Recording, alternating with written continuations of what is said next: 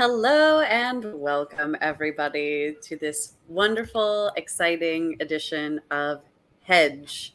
We are here with some fantastic guests. We are Tabula Sono. We are a 3D VTT. The Fae are coming. Yes, they are. We are a 3D. We're a 3D VTT. If you like what you see tonight, please do check us out at tabulasono.com. If you like us even more than that, consider getting a subscription. It's awesome. We're very excited to be playing this game. I am Kato. I am your community manager, and I am going to pass it all around the circle so everybody else can introduce themselves as well. I'm going to start off with the big cheese himself, Jim. Did you say the cheesiest? Anyways, I'm Jim. Sorry, yes, I'm the nacho cheese. Yes, the lead dev for Tabula Sono. Super excited to be able to play a new game. So we're not mired down in the same old. And the just the Drakes, just so you know, we're very fascinated by the whole concept. So I think if you can do a quick intro of that once we get through our intros of what the Hedge is and the concept behind it and all the Fae are coming type stuff, that'd be great. So now you do your intro, the Drakes. Oh, okay. Hi, I'm Shawn Drake. This is Navi Drake. We are a couple of Drakes. We design tabletop role-playing games, and including the one that we're going to be playing tonight, Hedge. So I use he/him pronouns. She/her. And we're super excited to have the folks from Tabula Sono, giving us a little bit of oxygen. And we're also really excited to be playing with Craig again. So, so me? Yeah. Craig Yeah, Shipman, let's send it up to Craig. the person behind Third Floor Wars. If you are familiar with the Drakes, you may have found them through me, or you may have found me through them. Hedge is a game that I fell in love with. I've used it to teach people how easy it is to learn new games because it's an incredibly easy game to learn. And I broke fingers as soon as I got the invite. I'm like, yes, I'm playing. What night? Doesn't matter. I'll be there. And then I got a chance to see this slick as hell VTT, and I'm ecstatic to be here. We're so grateful you could join us. He/him. Thrilled you were so enthusiastic, so are we. Hello, he/him. Oh, am I cutting out at all? You're stalling just a little bit, but your audio's been clean. Yep. Okay, good. At least my audio's clean. That's all we need, right? And certainly not least, our dear sweet Ray. Hello, I'm Ray. I'm the art director at Tabula Sono. I like to take science-y things and to make them look much better than they start out looking.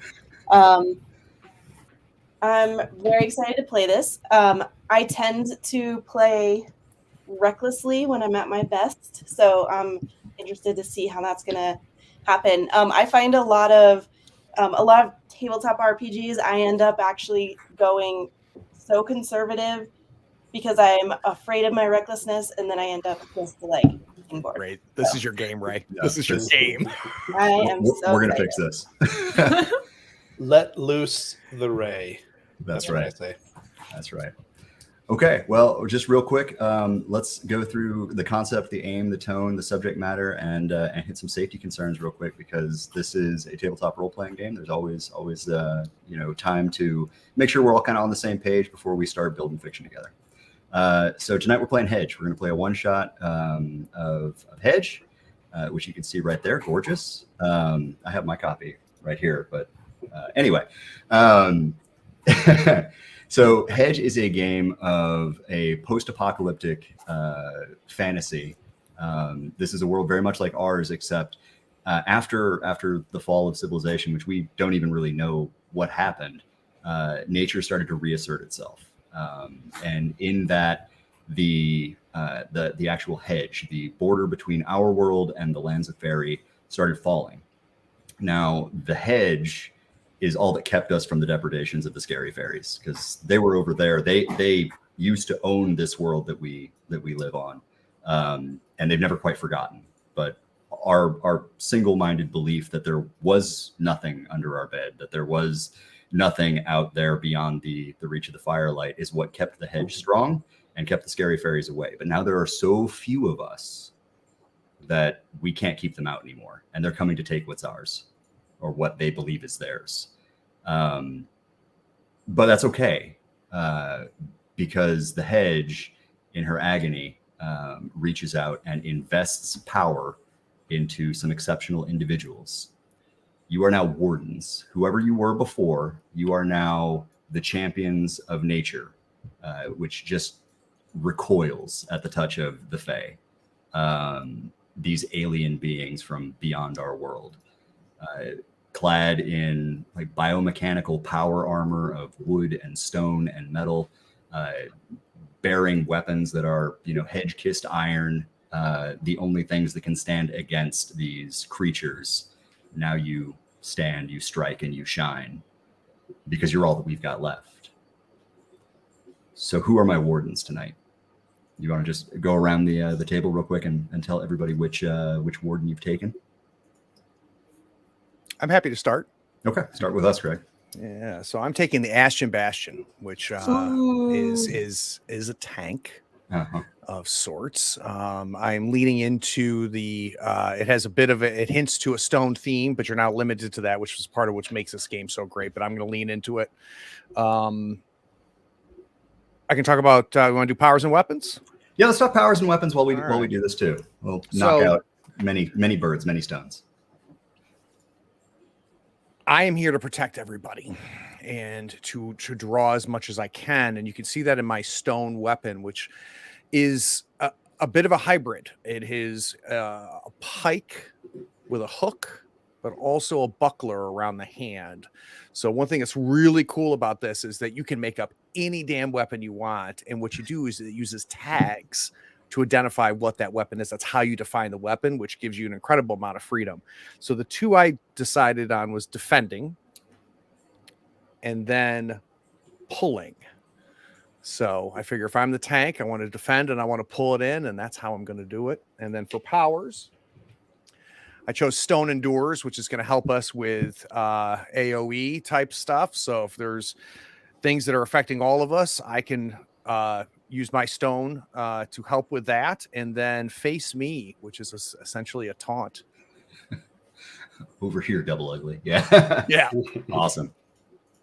Who wants to go next? Kate, I nominate. Oh. Navi to go next. Oh, okay. Oh, Okay. okay. Fair enough. All right.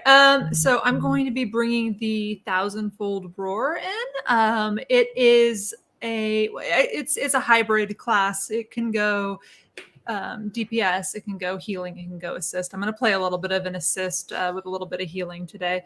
So I'm taking Hedge Beacon, which is going to basically sprinkle free assists around without having to pay for them for lots of assists. And Cycle of Growth. So whenever I do give assists, everyone has the ability to spend their fate to heal themselves. Oh, that's nice. So little extra juice on the table. My weapon, I'm bringing in a spear. I'm doing forceful, so it does +1 harms at close range, but with pushing, so I can drive people back. I'm going to play very defensively this time. All right. That's new and different for you. I like that. Surprises. All right. All right, now Kato. Now, Kate. Hello. I saw a comment in the Twitch stream that said that this person the Fae, and I think that's what this warden is, sort of like a little bit Fae touched, because I'm going to be playing the Starless Knight. Yeah, I'm real excited about it. Spooky, creepy, ghosty guy. I decided to, because I wanted to lean into this sort of like necromancer vibe, that my weapon is a razored and venomous weapon, so it's going to deal extra harm and extra icky goodness. Nice. Which I'm excited about. Are you seeing a scythe or a sword or a? Ooh, I love the idea of a scythe. Killer. I love it. Yeah, truly, that's amazing. Okay, great. It was originally a sword, but now it's a scythe. Okay. Perfect. In terms of the powers, I think I'm going to go with a ghost among you. You move like smoke among your foes. Spend a fate. When you would take a harm, choose another target for the harm. Mechanical clarifying question. Yeah. There are bullet points under some or the powers. Do those also count when we take our 2 powers? That's part of the power. So those are advances on powers. Basically, when you gain what do you call it? Enough experience, you can take an upgraded power, an upgraded version of your power, and you can kind of build your loadout and tinker as the game goes on. Because we're playing a one shot, I think I'm gonna say that you guys can take whichever or any of those dots, but you can only take one. So either the base, the advanced, or the secondary advanced. Oh, great! Yours a benevolent god. I just know what you're up against. I also really like the idea of having the power of a risen horde. Mm-hmm. You. That's a hard one to leave, isn't it? It's so yummy and disgusting. You twist the broken bodies at your feet and raise them to your service. Spend a fate. 2 thralls will rise to do your bidding.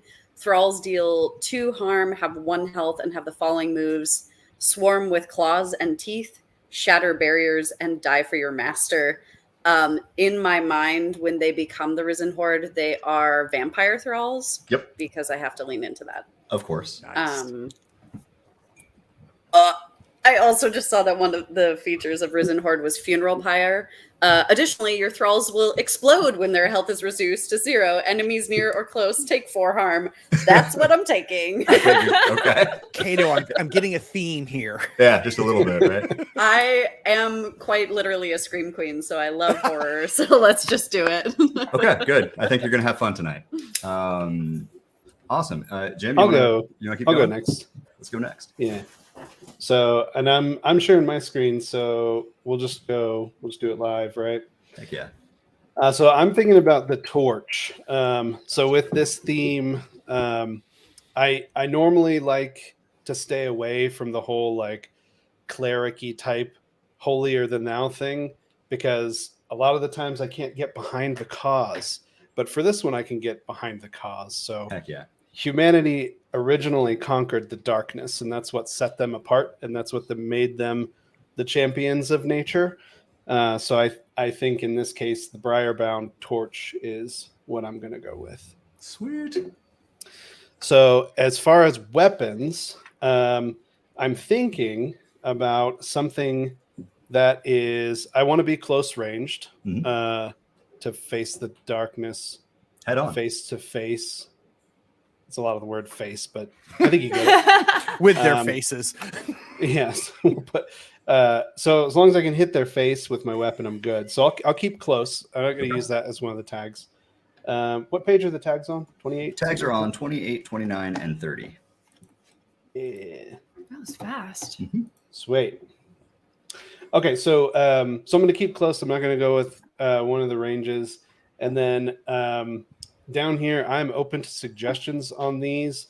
So I can either push back the darkness, quite literally, with a forceful thing, or go for just straight up face damage and go more DPS and do something like heavy armor piercing and just like axe murdering. Heavy armor piercing is really nice. I don't know how many bosses he's going to throw at us, but it's nice to be able to break armor. We know it's at least one. Forceful Jim feels like it fits, right? That kind of repulsing the evils. And then the other one, if you scroll down a little bit, that rings to what you're talking about is the flaming. Flaming. I knew it. Set things on fire. Yep. I have a feeling Ray's probably going to have something with flaming. Am I No, correct? I'm actually not. I'm actually Okay. not. If you want to, I'm going to do flaming. What if we do forceful flaming? Forceful flaming it is. So like That's amazing. It so might cool. it might be like if we want to step into that cleric like face the darkness kind of thing. Like, are you seeing like a flail or like a big mace or? Yeah, probably if it's going to be flung around and on fire, probably a flail would be good. Oh, that's so cool. Bitchin'. Yes. All right, cool. Oh my God, this is so cool. What kind of powers are you looking at? Let's see. I don't. Oh my! I forgot. Oh, nope. Slow down. There it is. Okay. So for powers, definitely a rise light. I love that one. So that one will allow me to heal or harm. It's great. Yep. Are you And take it standard, or are you looking at Blinding Lance or Fear No Darkness? I was thinking about Fear No Darkness, just because of the name. That's fair. But I think if I'm going forceful flaming on my weapon, Blinding Lance is actually pretty dope too. Yep. So armor cannot reduce the harm. Right. So I think, I think probably go with Blinding Lance. Cool. With this Jim is an angry flaming cleric. flail. Flaming flail. It's giving paladin. Like, look, everything's got to burn to get back to its purest state. That's right. Science, is what it is. Dang. And for those watching, what's really cool here, and you're seeing it happening in real time, is see how easy it is we're finding a playbook, right? An archetype, but look how much flexibility we have here, that these aren't classes, and the flexibility in the weapon and the flexibility of the powers. And you know, within minutes we're up and running. It's pretty badass. We've got some themes going on, right? Yeah. Very brilliant. It's They don't- so they don't truly come- creating characters. Exactly. And not Exactly. just, Which is Yeah. great because, you know, the character creation is very, very quick. You don't even have to name them because the Fae will only use your name against you anyway. Like you have an iconic mythic name, but now you're tailoring it to your choice, right? Yep. All right, your second power. So second power, I was looking at push back the darkness, obviously, because that's what I've literally been talking to do. And then I think for that one, just take the stock. Cool. All right. Channel the Hedge's radiance, shine like a beacon. Any number of foes at close range are thrown back to medium. That's awesome. Okay, cool. Whoop. Go I'll in. grab them, to- Jim, and bring yep. them to me. Yep, back to whence you came and or towards Craig. On fire. Yes, For preference. I prefer Screaming. them slightly toasted. What about you, Ray? What did you bite off on? So I am playing the Ember Heart. Hell yeah. Pretty excited about that. So I'm definitely a bit burny, driven by fire. However, well, I'll come back to powers, but weapon-wise, I was actually thinking sort of more crossbow type of a weapon. So I was thinking ranged and then taking armor piercing. Heck yeah. No, that makes perfect sense. Using the armor of a target. Yep. And then for powers, I really like Heat Wave, a blast of heat and buffeting wave of shimmering air. It's pretty intense. You'll ever fear. So super hurdy, and then Crackle and Roar. I wanted to That's a take. good one. You fisher the ground beneath your foes, bathing them in flame. All enemies in one range band, medium or closer, take 2 harm or are knocked prone, taking +1 harm from all sources until your next turn. You can see there's some combo potential that's worked into these playbooks, right? Like, I'm going to do this thing. Oh, cool. That opens me up to do this thing. Yeah. So, and then I was also kind of thinking, stay away from me. I will shoot you with my bow. Yeah. But if you get close, I'm gonna do some hurdy stuff. Good. We need some fire support, right? Like I'm seeing a lot of like up close and personal in here, and being able to nip down the opposition before they hit that front line is key, because this is a game that is kind of our stock and trade is just fighting wave after wave of these things. They do not come singly. It is not 3 to 5 balanced encounters per day or anything like that. This is closer to like Diablo or Warframe or something, where we're constantly running, we're constantly gunning, we're in the fight from the moment the Hedge tells us what our mission of the session is, to the moment that we accomplish the objective or fall right? Interesting thing is that wardens, when they fall, they have an additional ability that they bring to bear. The hedge gets a little bit of their power back and can influence the battle. So if you fall, you'll be back. Everybody is a healer. You can pick each other up in the spirit of all good, like action stompy, action RPGs. You're a team. You can pick each other up and face down hordes of these things. I think we got everything we need to start up. You guys feeling good? Yeah. Except you ended up giving everybody Yes. 2 powers, so I picked my second power. Oh. I'm bringing borrowed skin, Yeah. so I'm going to be shapeshifting. Awesome. Ooh. Yes. I was waiting for it. I find that a little uncomfortable. I don't borrow it. It's fine. Because I have no idea what you're capable of. Or maybe I She's just going because to I do. shapeshift into a Craig lookalike. Yeah, You know exactly the what one it's capable of, Greg. I was so happy to hear, Shawn, you mentioned Diablo, because one of the things that I talk about when I teach Hedge is that it has that it takes the fun button mashing of the Lumen heart, which is, has a bit of a video game heart to it. Mhm. And then the layer of danger and the layer of theme and the layer of role playing on top of that, like you get the best of both worlds. Awesome. That's what we were going for. Yeah. You Okay. nailed it. So I've rolled up tonight. We've got an incursion. Real quick, just kind of as an establishing thing. How do you receive your missions from the Hedge? Like you all know each other. You are a strike team. You might be the last strike team the Hedge has at its disposal. How does it contact you? Does it speak to you? Does it just do you get a feeling? So can I throw an idea out there and you guys shoot it down? Which is, I feel like hearing all of us, all 5 of us, that I feel like it comes through Jim's character.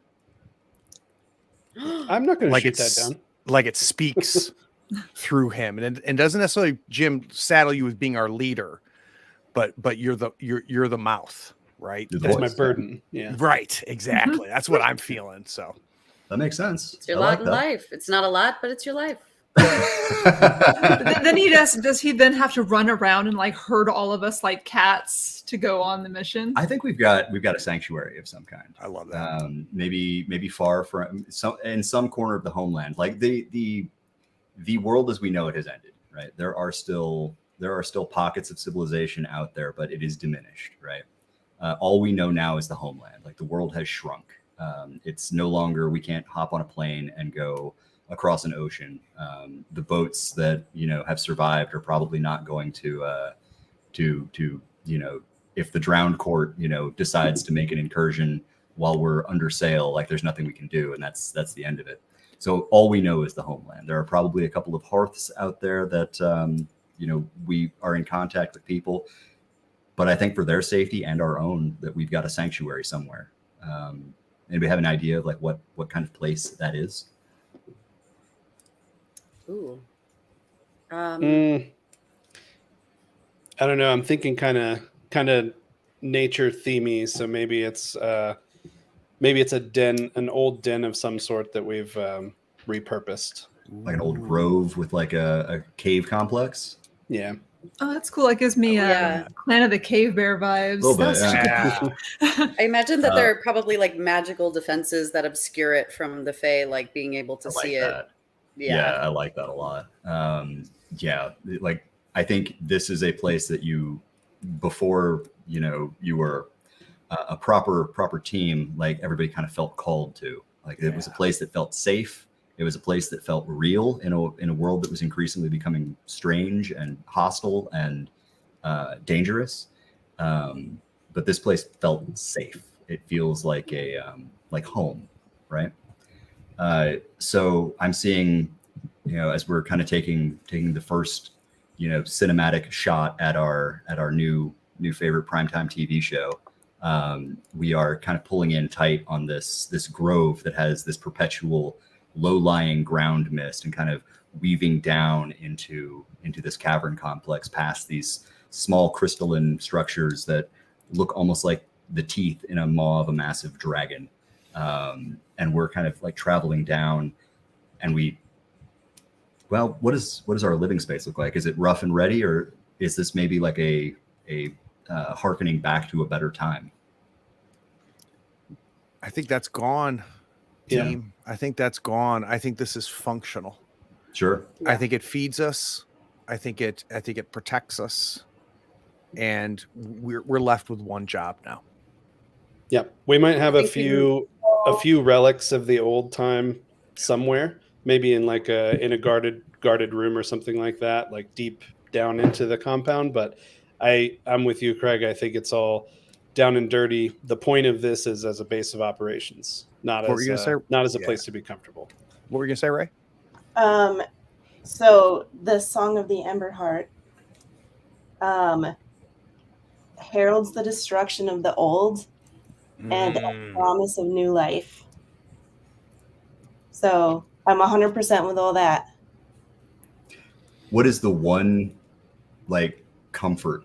What is the one like creature comfort that has remained here? Because there is something that is important. I think especially to Ray. What is the one creature comfort that is like that last surviving bit of the old world that can stay? Okay, open to push back on this, but I feel like something in the craftsmanship of our tools and the things that we're using in this area, there's a bit of nesting and some artisan crafting in these Nice. things that we're using as we forge forward. I like Well, that. I was going to say, Ray, a forge, an actual forge, right? With a combination Yeah, of that's everything we're cool. talking about, your fire, my stone, the focus on the weapons and the functionality. I think a forge is a cool idea. That's where we just find ourselves. The most lovingly built part Yeah. of the whole thing is Yeah. it's the last thing we have to rely on. We've got a world that is rough and ready out there, and before anything else, like we will be prepared to face it. Yes. Yep. Right. Exactly. That's cool. So that's where we find ourselves, right?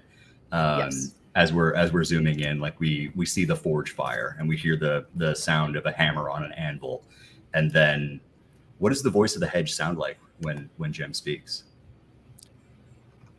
So I'm imagining, and Jim, this is yours. So again, please interject, but I'm imagining for me, I wake up in the mornings, or the equivalent of mornings for us, the time we've had down. And for me, every day is a day of peace until Jim's character wakes. And that's when we know.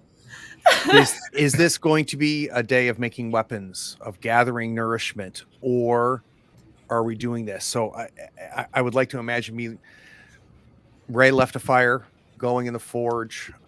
I'm going to get it started. I'm the early riser among the group, maybe boiling some water, getting us in a situation we're going to go. But my left eye is just waiting for you to wake up, Jim, because that's going to determine what today is like.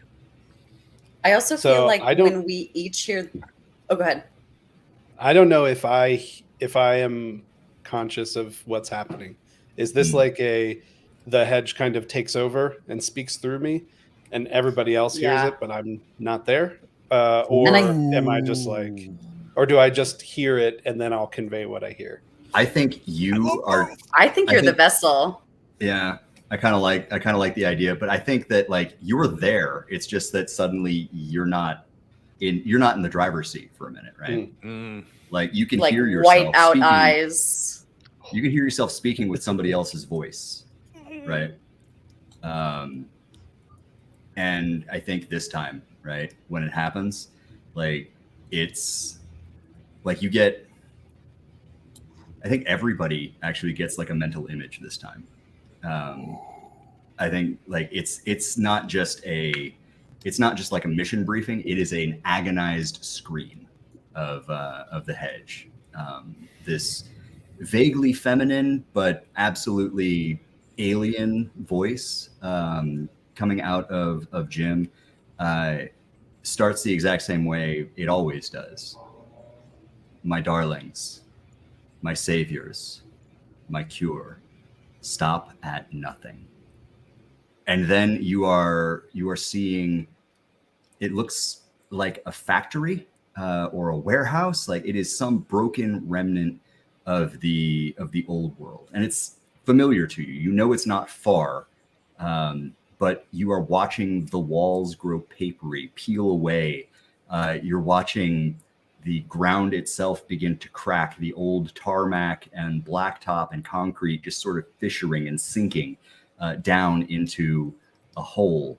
You're seeing a rift well, a place where the world is thinning, a place that the Fae will use as a bridge between their realm and ours. And worse, you're seeing a just stripped skull, a death's head with a rack of curling antlers, just bigger than the mind can really comprehend. This 20-foot tall giant pulling itself up out of the earth. And the voice comes back, and it's, "This is Kernos, the Kennel White. He is a blight upon the homeland. My darlings, my saviors, my cure. Stop at nothing." And then Jim is back. Oh my god. That one I felt also- different. I also imagine that maybe we've been so programmed to, it's been the same voice, we've heard it this way, but now that each of us is hearing it with these kind of different intonations, and like each of us is being pulled and realizing how this one is different from the rest. Yeah. And if it's okay, in the sanctuary, you see more of what I used to be, even though I don't necessarily remember it. I've got the body of a dock worker, right? A body that has labored in all of the natural life before we got here and before this became our world. But a pale gray skin. If I was sleeping, you would think I was a corpse. And as we hear the end of the voice and we know it's over, I've got a stone bowl where I'm trying to boil some water over the forge. You just see me my shoulders drop a little bit, and I just take the water off, knowing we're not going to have time. It's not. This is not that day. It's a new day, The and I just linguini have to wait. yeah. And I just shaking my head, and I grab my weapon, and I stand and prepare to be what I am outside of our place. Outside of the sanctuary. Right? Yeah. How human like is everybody still? Like, does this armor come off? Not human looking at all. No. Yeah. We are No. changed. We are changed. Yeah. I feel like my character, I look very like so pale, almost translucent, with like bony shoulder muscles and collarbone and ribs sticking out, all of the bones at and eyes that were once kind of a dark, the dark blue of a river have black across the whole thing from what I've seen and what I've had to do. Kind of these blackened, sharpened teeth, almost like a cryptid-like creature. Yep. Nice. That's probably what the Homelanders feel. When they see you, they are excited, they are exultant because somebody is coming to save them. But, whoo boy, is it still scary. What about you, Jim? What do we see when the camera pans over and takes in the Briarbound torch, right? Yeah, I think it's going to be probably. I'm torn now between either the like spitting image of humanity, like the classically handsome blah blah blah, to remember what used to be and remember what we're fighting for, or if it's like the change has happened, and this is a fighting machine that's just bred for war to take back what was lost. Because of contrast to us, you are our light, our beacon, right? You're the memory. God, I love that. That's so cool. That's cool. So Let's do it. We have at least like somebody who can go among people and they can still recognize you as people, which, you know, that's not nothing. Yeah. Ray, what is the Emberheart look like as we kind of see them on camera readying themselves for this new horror, this new mission? Yeah, so the Emberheart looks fairly human, I think, and although has trouble kind of emotionally attached to this forge. So anytime that they're not working at the forge, they're kind of covered in like black ashy stuff, and then also I just have this kind of vision that in kind of like balancing this cave system that we're in and the forge and everything that we're moving toward. I also just keep like collecting bits of like grass and nature and just like stuffing them into the pockets. Nice.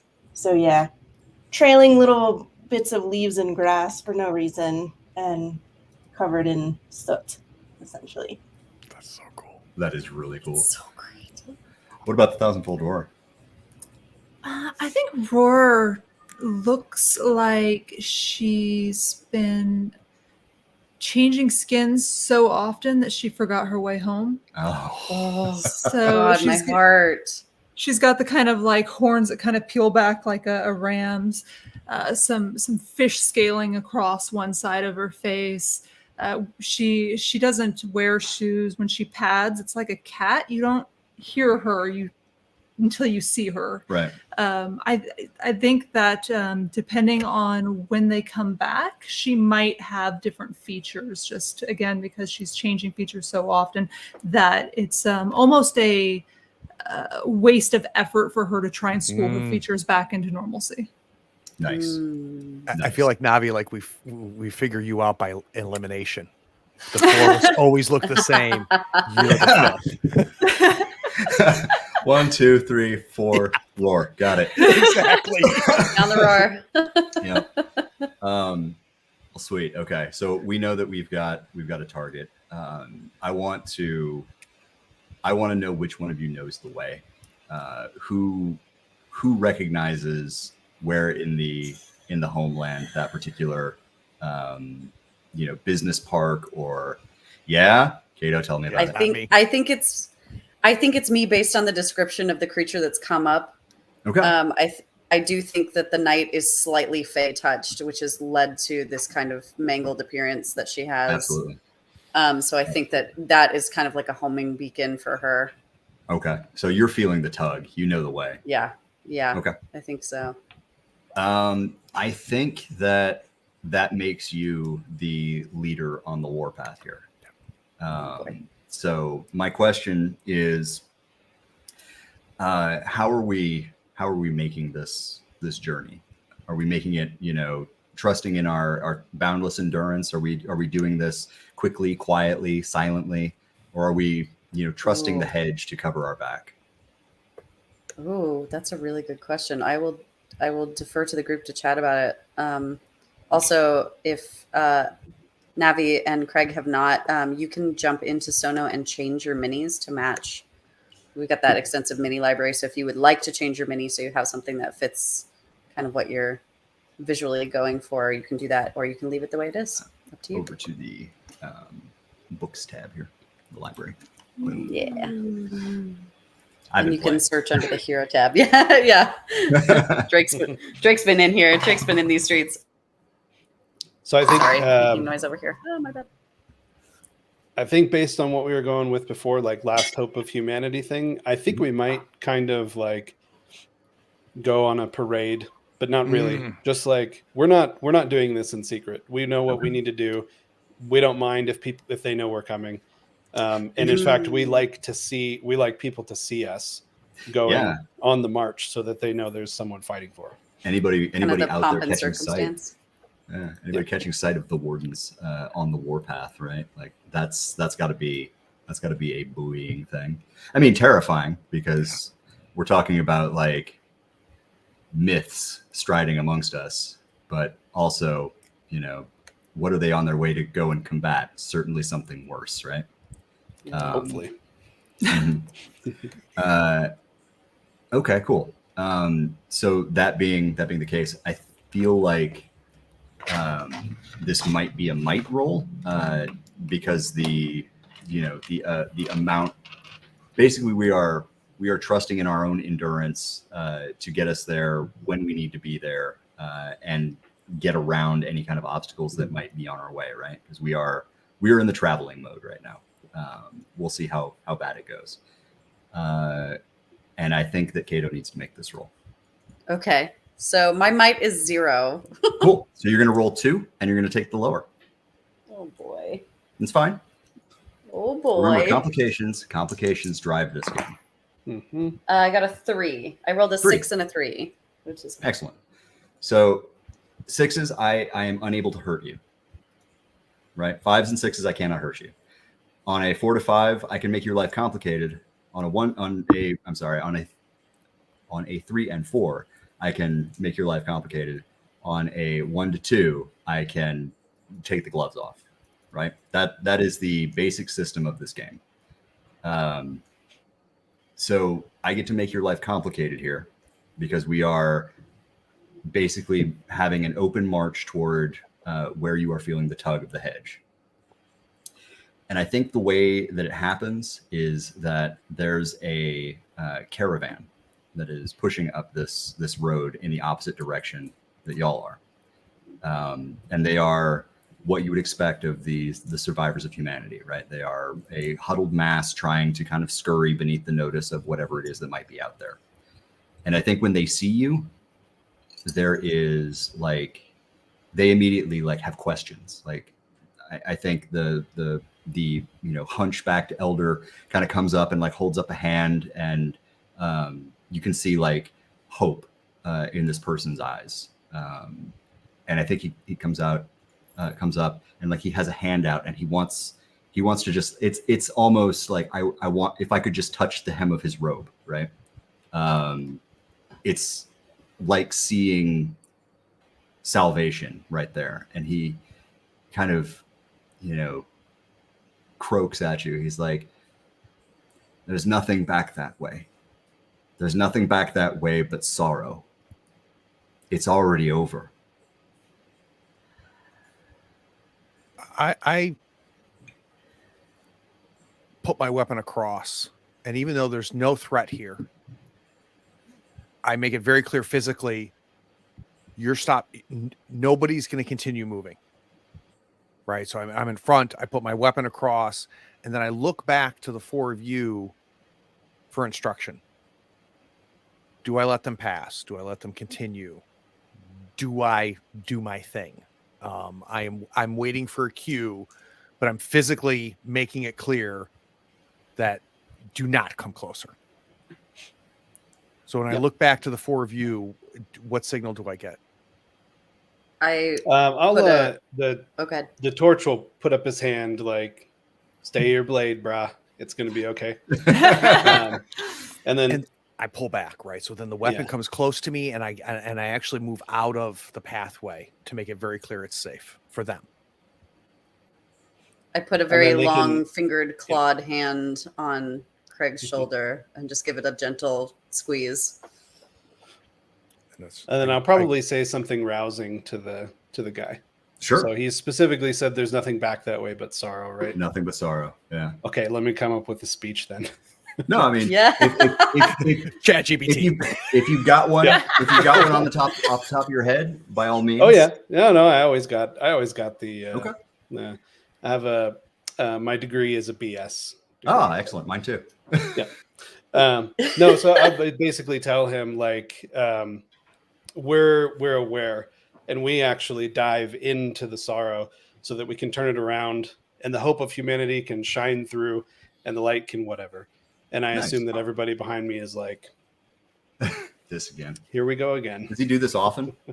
Yeah. Anytime all the time he comes across one of the survivors, is this? Oh is yeah, this for sure. This is the thing. every chance he gets. I shift my weight onto my other leg, and my crossbow starts to droop downwards. This is a long walk. I think that it has an effect, right? Like this elder, nods and he whistles sharply and he calls two of his companions. He's like, Jack and Ibram, my best hunters. They'll go with you. I'll if anybody else wants to step in, that's cool. Otherwise, I'm just gonna invite them along for the ride. Welcome. All right. As long as I now give them the speech. Like, I think I kind of like wait for everyone to start moving, and I pull the two back and like stay behind me. If you get a chance, you should turn and run. Are you trying to dissuade them? Yeah. Like these are. I don't want to see anyone else killed by the Fae. Mhm. So I don't like the idea of any humans trying to face off with the Fae. Sure. That's very much our job. And I understand the whole brave hearts and like wanting to do their part, but at the end of the day, they are a snack. Sure. Yeah. You would have been too if you were not invested by the Fae, right? Mhm. Or invested by the Hedge, right? Right. So there's some of that, like these people don't stand a chance, right? Like I don't want to say it loudly and have everyone hear because I don't want to embarrass them or make them seem like they're incapable. They're clearly hunters, but I'm very much on the down low telling them that they need to stay back and if necessary run. Don't be a hero. I get back up, you don't. Is that what you tell them? Uh-huh. I get back up, you don't. I would imagine none of us actually expect them to get all the way and to keep going with us. Right. How far? I imagine that I just kind of look back and I go, oh, these could be useful later, and just turn back and keep walking. If they die, perhaps, right? How far do we imagine like we're on the road? I'm seeing like 3 days. Easily. Is that about right? Yeah. Yeah, that's where So I was like headed. 3 days from the sanctuary. Like these guys are keeping up with you, but like eventually they ask if you are planning to stop to sleep. No. We've been sleeping and resting for several days now, and we've got a thing to do and we've got places to be, so we don't have time to rest. And I'll carry for those that need to sleep. I've got 2 shoulders. Just putting people on your shoulders and still marching on. My God, that is good. Yeah, there is a very confusing mother hen instinct that I have. I kill you. Oh, they're cool? Okay. Then I'll carry them. Such a sweet meathead. Yeah. And not that my stone shoulders are comfortable. No, I perished the thought. I think that there is. I'm gonna actually drop two humans on the board here. Yeah, drop them sweet minis. That's a sentence never to take out of context, by the way. Right. Drop them sweet minis. No, Drop those 2 on the board. humans. Drop those 2 humans. You there? Drop those 2 Young humans. human male ranger. Anti-sane. I realize this is a speeding ticket, but I'm going to drop 2 humans. And just for sense of scale, I'm going to make these guys like I think 75% scale. Oh, that's They cool are. that you just do They're that big right guys? as you're dropping. Oh, that's neat. Yeah. You can do, if you are so inclined, you can kind of lift them and rotate them a bit and attach them to Yeah, no. their carrier. Oh, that's cool. Yeah, that's very cool. So I'll bring them up. There So they Jim, that are. makes it really easy, like for that impromptu random encounter type thing, right? That you can, as the DM or GM, just quickly put something in place so that you don't break the action. Yeah, and we use that for mounting too, right? So players like, well, I have a horse. We're like, here's a horse. That's Yeah, right. So then you can just raise the one miniature, essentially put it inside the other, and then operate as a group. I think that's a really neat gap for you guys to hit from a market standpoint, because like so many VTTs are focused on the GM and DM is going to spend 4 hours before we play, like getting everything perfect, and then the player characters go hard right. It's like, I didn't know, but to be able to drop the minis and adjust the sizes like that, that's cool. Yeah, and that was one of our main things. It's just like you can plan for 3 hours, 6 hours, whatever. Yeah. They're not going to do exactly what you planned, which is the whole point of tabletop RPGs. Is the DM doesn't make the story; everyone around the table makes the story. So if your tool doesn't support that, you either end up railroading everybody into the thing that they don't want to do, or you have to like, okay, everybody take 5 minutes. I'll read. Exactly. I love this because it's super. Like everything that we're gonna do tonight, I put together in about 20 minutes. So really nice. If you assign those to Craig, then he can also select as we move. He can select all 3 of those minis and move all together. And then there we go. As the GM, you're still able to jump in there and move them as well. Sweet. And then Craig, you can just draw a square on the ground or rectangle on the ground, and it'll multi-select them. Oh, nice! How cool is that? Yeah, that's badass. All right, so we get that. No more tech nerdy stuff. I'll show. We get that moment of seeing the Bastion, just ruck these 2 fully grown humans, right? Like not a joke, not a game, and still all that armor and the weapon and just tirelessly we watch the sun go down in the west and then up in the east, and then it's daybreak, and then we're still making pitiless time on this road. It's probably maybe 8 or 9 in the morning when you kind of get the pinch, right? You ever have that feeling where something is just about to go wrong? Like you walk into a place where you know that you're supposed to be alone, and you get that feeling that you're not. There's that. It's weirder for you though, because it's almost like a crawl of like sparks across like your back teeth. Like you feel off, right? You feel something wrong in the atmosphere. And there's this subtle smell of maybe ozone, something electrical in the atmosphere around you. This place is not safe. Your hunters are just starting to wake up blearily, like, oh god, it feels like I slept on a. Oh right. And by the time Somebody's they're waking up, rocky if it's okay, shoulder. Shawn, I'm walking through back to you, Navi, and almost like toddlers, I'm setting them down to put them back in your sphere, back where you are, because I can smell it, I can taste it, I know what, and I need to go back to the front, and I don't need them here for their sake, not mine. Mm-hmm. Fair. My So- teeth are slightly like glowing, like bluish, almost like under a black light, like, and it's painful. It's slightly painful. Mm-hmm. Like there is a bit here where we are seeing like the wardens start to like get combat ready, right? Like we suddenly feel like maybe it's about to go down, and it does, right? Let me just real quick grab some stuff. I'm so excited.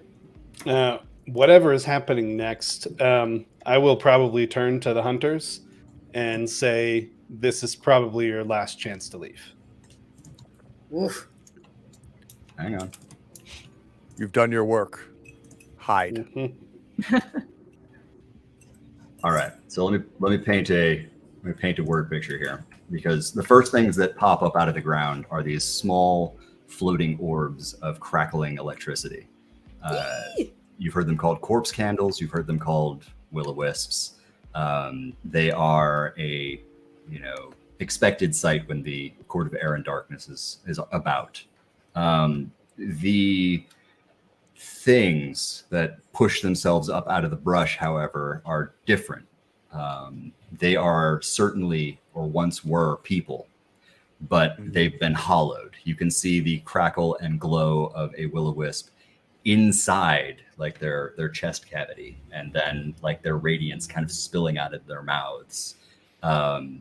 There's one you can see back here that is having trouble remembering how humans are supposed to locomote. Like it's crab crawling through the tall grass and into the road in front of you. This one seems to remember, but it's a shaky kind of lurching, groaning gait. But you are wardens, which means that you get to move first.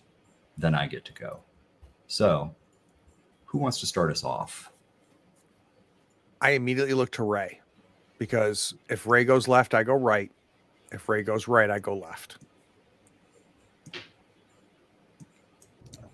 Yeah, I kind of skirt over here to the right. Navi on the map, is this you? Did I Yep. ping you? Okay. Just want to make sure I knew who was whom. The one with the horns. Are these things coming toward us, or? The wisps right now look like they are blocking your passage. The other things, however, look like they are going to be shambling towards you. But you have the initiative. Like the wardens always go first. It is a sovereign rule of combat. I crick my neck a little bit and go, feels like a family reunion. I like that.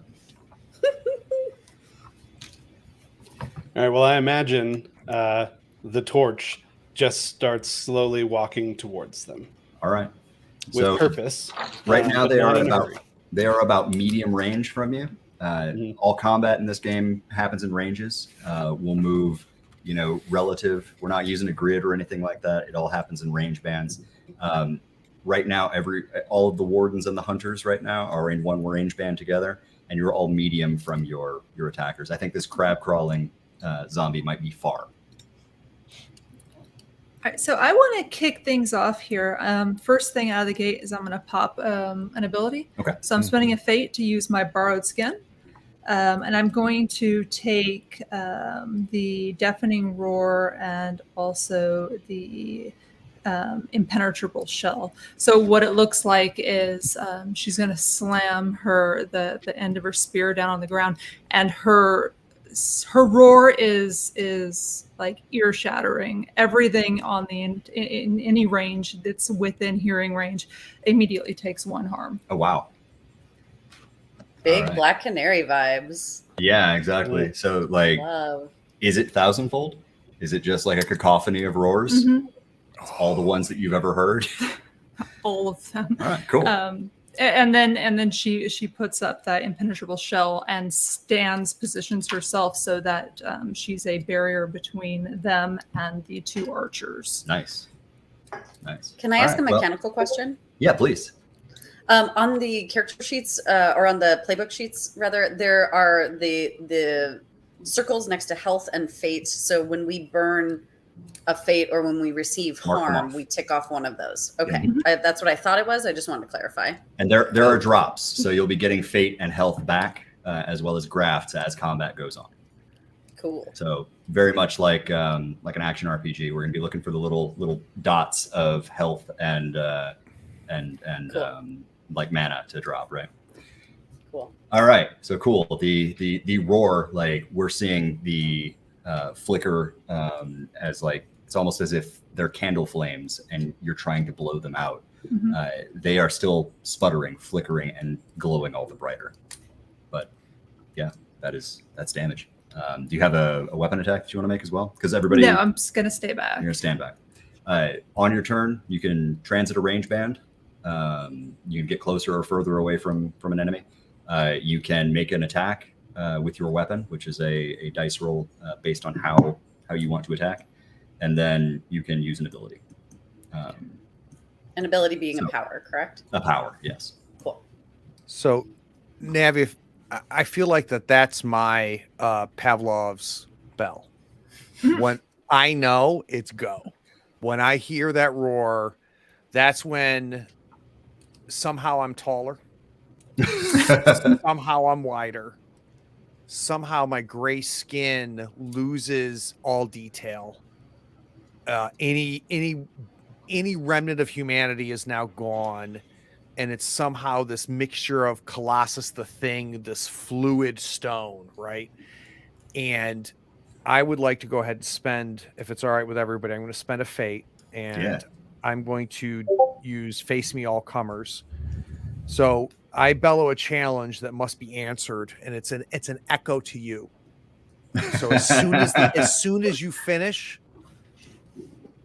then my gain goes up, right? Spend a fate, which I've done. Enemies advance up to 2 range bands towards you from extreme to near, far to close, etc. And I took the all comers, so that means additionally targets at medium range or closer must attack you this turn, but deal -1 harm. Nice stuff. Yeah. Okay. And it's just a wide arms. So I'm the only one here. Don't look at them. Look at me. Yeah. Mm-hmm. All right. We said that other zombie was too far, but man, all the other ones come up in your grill. Yep. You have their attention. So now what are you going to do about it? So now, I really wish Krabby was closer, but we'll take out Zombie instead. Mm-hmm. Everybody's close enough, so I don't need to take advantage of the pulling. But I'm going to attack with my weapon. Okay. So as they pull closer, the draw, the yelp, the deflecting from those behind me comes in, and I identify the tallest, the least translucent, and the pike comes out for the hook. Nice. And it's going to be, I don't know if the weapon does as much damage, Shawn, as being drawn into my body by the weapon. Yeah. Might do the damage. Yeah, I like that. It's like crash against the rocks, right? Crash Break against yourself the crag. upon me. Exactly. That's awesome. That is cool. Yeah, that's either a move in the hedge or like a country song. Yeah, exactly. Against rocks. So are you seeing this as a might roll here? I think so. I think Okay. so. So mechanically, what do? I have a might of 2, Shawn. So you're going to roll 2 dice, and you're going to take the higher. I rolled an 8. Is that possible? Get out of here. How did that happen? Not even kidding. I don't know if you can see double 6s. Double 6s. All right. What does that mean? Cool. 6 means you deal your damage, and I don't get to hit you back. So no exploding dice. no exploding dice, unfortunately. That's this okay. is not a game where we crit, because we're already living power fantasies. Everything's a crit. Yeah. Everything's a crit. Right? Like we If you try hard just enough. screamed and almost killed like half the monsters on the board. Yeah. So talk to me about where your damage is going. It's into that zombie, right? Yeah. So my left arm goes to the will-o-wisp beings Mhm. and it's almost like I'll get to you. And the pike comes, hooks this thing around the waist, and just pulls in to my left shoulder like a linebacker, and just crushing him into my shoulders. My head now turns to the next situation. Nice. Yeah. Good news is that this crackle gas, because that's what these things are, is not going to explode when you roll a 6, because typically they explode upon death. But on a 6, I can't hurt you. So I'm going to go ahead and knock this guy down. I'll rotate him, not that way, but that way. Nice. So just basically clove in half and like just pulled into this massive unyielding object. It, like, whatever light is still animating this person goes out, and all of a sudden it's just a body again, no longer a bomb. So well done on that. We'll make a drop for him in just a second. Who is next? Who's in motion? Yeah, all right. Tell me what you're doing. I'm right there next to the bastion. Yep. So I'm going to move in a little bit closer, presuming that I'm in that range band. Yep, you are near to your enemy right now. I'm gonna go ahead and try and pop a shot on this guy right here. Okay. So my weapon is a razored and venomous scythe, Awesome. which So- is cool. But these are will-o-wisps, right? Yeah. I guess, do I know anything about how corporeal they are? Like, will this work? You have a weapon of hedge-kissed iron. It is anathema to the Fae. Like, you are always going Right. to deal damage to things. So my question is, like, as we're seeing this on screen, are you attacking with overwhelming force? Are you attacking like with magic and knowledge and premeditation? Or are you attacking with grace, dexterity, and aplomb? I believe that I'm going to pitch just based on the range and the smallness of them that it might be grace and aplomb. Okay, I could see a slight roll here. Okay. So wield your weapon. Let's see All how right, it I have a goes. slight of 2. Here we go. Excellent. We're all playing And to our strengths here. And Kato, I feel like it's such a contrast to the fear, just the pure like sledgehammer of mine. There's a grace that is happening to my right, which is super cool. Hee hee hee. So I take the higher of the 2 rolls, correct? You take the higher of the 2 dice, yes. Okay, I rolled a 5. You roll a 5, which means that you deal your damage, right? But I get to complicate your life somehow. On a 5? Right? Not a 6. No, 6 is not 5, 6. You're right. 5, Okay. 6. So you are completely uncomplicated success here. Your damage is razored, so it's 3, right? Deals an additional point of harm to any target. So yes. So the damage base is the attribute that I use. So if I use slight, no. So your weapon, all weapons start off as 2 harm. You took an additional tag, which gave you an additional damage, which means you are doing 3 damage to a thing that only has 1 hit point left. Oh, that's so cool. So it also takes an additional 2 harm if it attacks on the next turn, but it can't because it's going to die again. it would be hard. It would be hard for this to attack you. Yes. Haha. So Actually, I I think they slide just went in. out. I slide in next to the bastion. I'm Mhm. going to call bastion, and I whip my scythe around and just swoop it through the air, and it. Nice. I like it. Yeah. All right. Who's next to be a badass?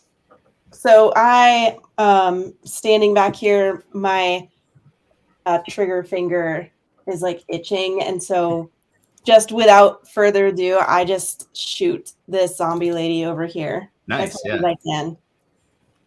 Do it. Because you don't want to see what happens next if she survives. I definitely don't. What is it? So I think this feels like textbook slight, right? We're calling our target. We're executing with grace and dexterity. We're not, crushing anything. We are not calling upon ancient power or anything like that. This has got to be slight, right? Yeah, agreed. I'll take that. So that if my sleight is 0, I roll 2. Roll 2. The lower. The lower. Right. Yep.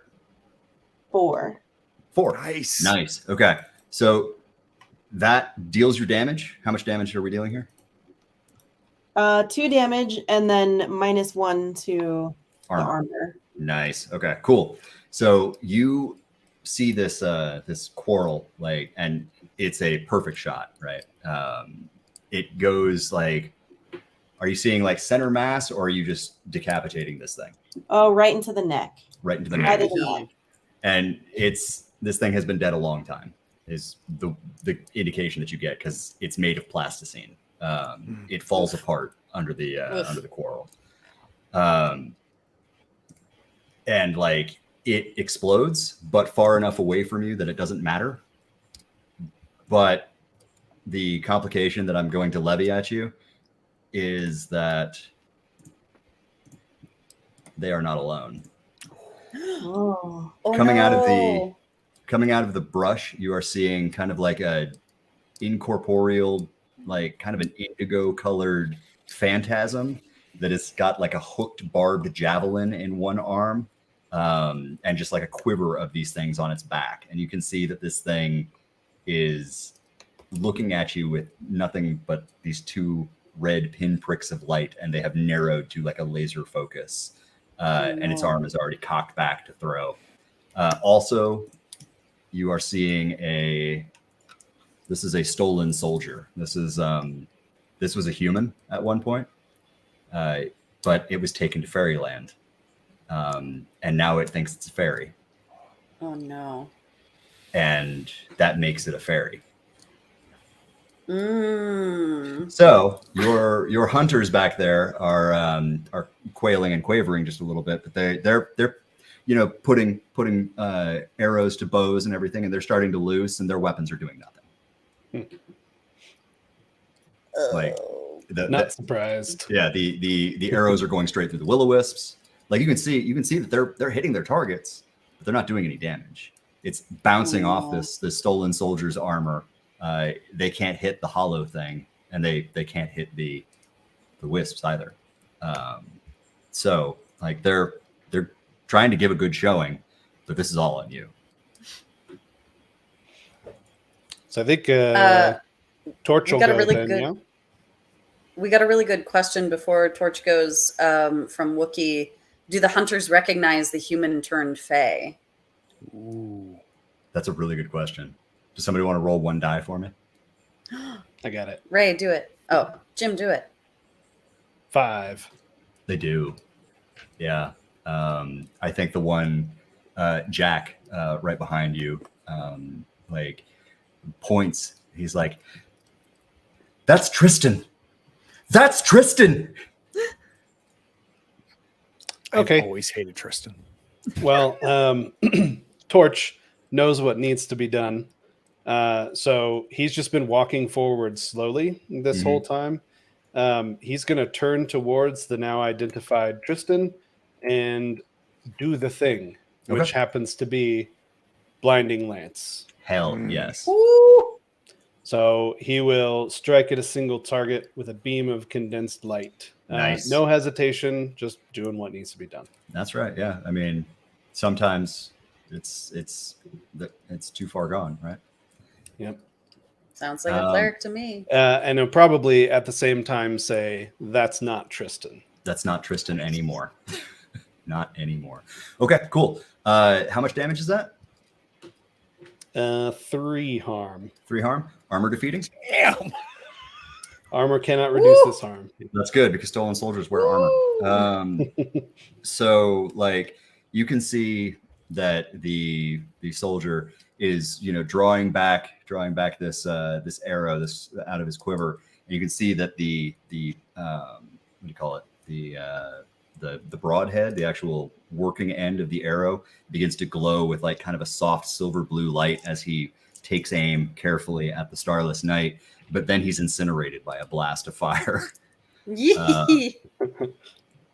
He was going to channel some moonfire, but instead, not so much. So Tristan burns away.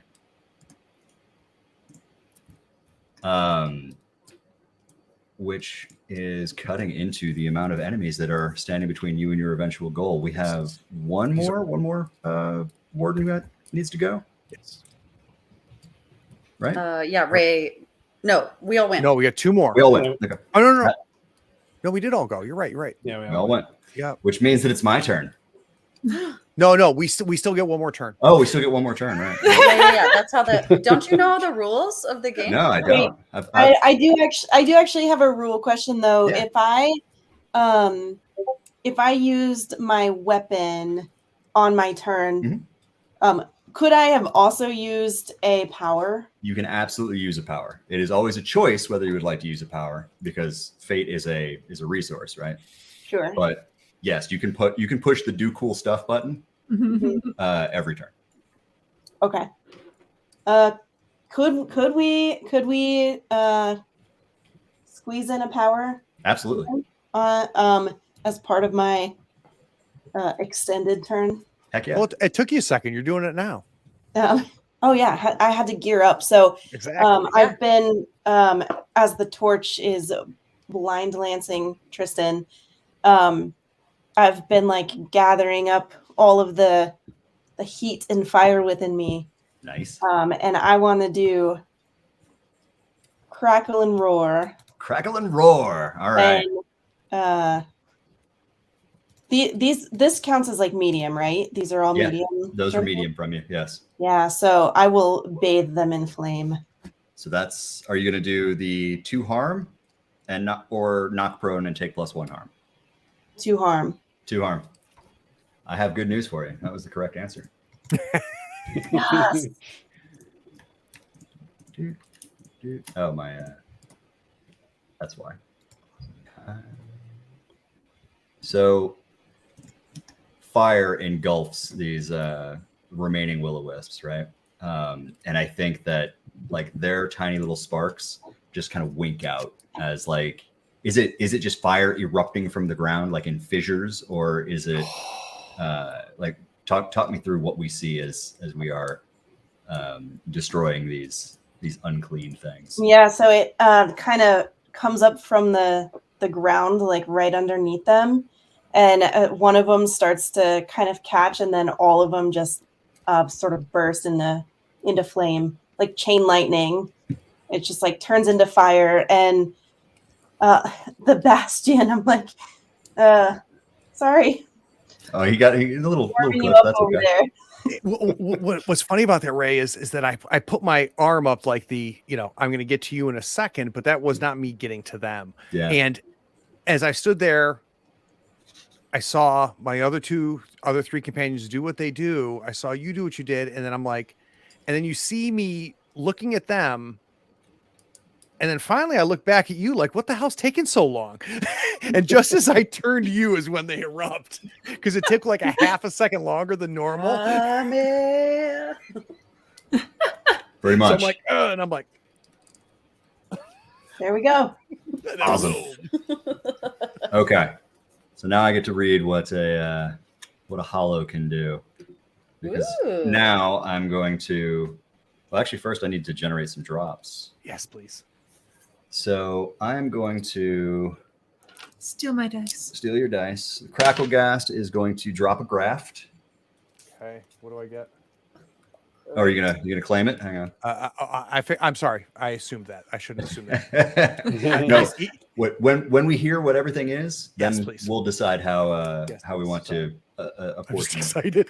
I know. This is so So fun. the Oh my crackle God. grasp, the crackle grasp, like you can see that there is still arcing lightning, just kind of every so often spurting out of the broken body, and as if there's a part of that will-o-wisp still desperately trying to animate the body. No, get up, explode, and you know that if you were to reach out and touch that, you would eat its power.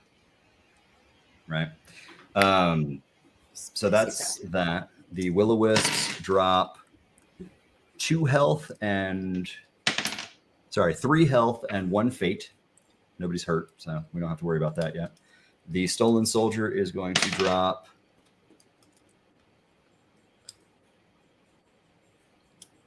the stolen soldier. The only thing that is remaining from where the body has fallen is a broken hunting knife. Like it is still the only thing that is left from where that person once was.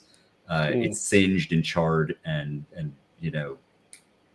broken, but also it's still got that weird blue silver glow that is coming like out of the scabbard where it's been charred away. So does anybody want any of that? I'm going to keep walking forward, which tells you I want nothing. Okay. I was thinking about the broken hunting knife, Okay. giving it back to the hunter since they know Tristan, but that blue silver glow, I don't know if that's something that they could handle. So I think we should keep it. You know for a fact that it will change you to hold it. You know that it would change them the same way it changed Tristan. Yeah. Oh no, Despite. Yeah, so definitely will not give that to the humans. Pick it up. Yeah. No touchy. I mean, I like the electrical power, but I also You like the don't electrical want it. power? I do. That was the other option I was going to choose aside from venomous. So grafts. This is a fun part where I'm gonna stop for just a second.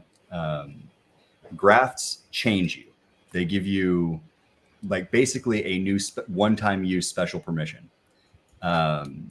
basically anytime you can work that into a thing that you are doing, the thing just happens. Like if I am a will-o-wisp or whatever, if I take that will-o-wisp essence, maybe I luminesce, maybe I can levitate, maybe I can throw lightning, maybe I can turn invisible, maybe I can sink into the ground, maybe I can pass through walls. I use my will-o-wisp essence and I do a thing, right?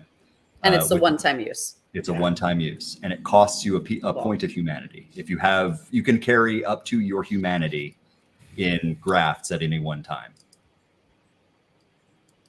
Okay. But it's And one of the most badass things in this game. You will change. Yeah. Your warden's outward appearance and maybe their interior life will change so long as you are attuned to this graft. The idea being that you will always be kind of rotating through cool stuff. That is so dope. Oh my God. I think unless you are the torch, I think on principle, the torch will never use that. Wow. Ooh, And yeah, retain his humanity as long never as picks up a graft. That's super cool. That's why he's so pretty. Now, Yeah. my job is to create a graft so compelling that the Briarbound Torch wants to pick it up. Oh yeah. All right. Up All right. on his high horse. So Challenge Nobody's accepted. taking that fate. I'm gonna snatch it. Yeah. Yeah, take it. I didn't desperately need it, but I'll take it if it's gonna sit there. Okay. So now I get to make a move. And the thing that I'm going to do with this hollow is I am going to, it's got its arm cocked back and everything, but it just drives that javelin into the ground at its feet.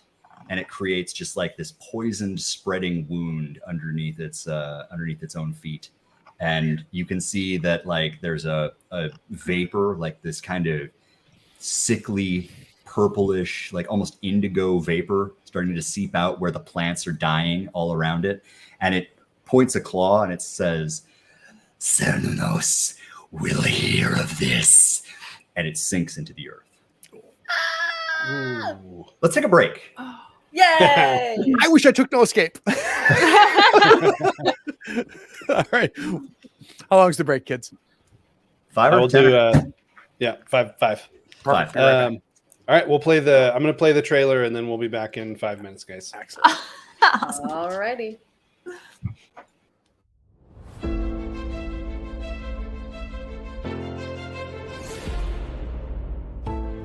Playing tabletop RPGs online shouldn't be so complicated. With Tabula Sono, your game master can quickly and easily build out their world, and you gorgeous epic badass adventurer, can join right in your browser with just a link. No downloads or installs. So import your own 3D character or one from our huge free library. And then, just play.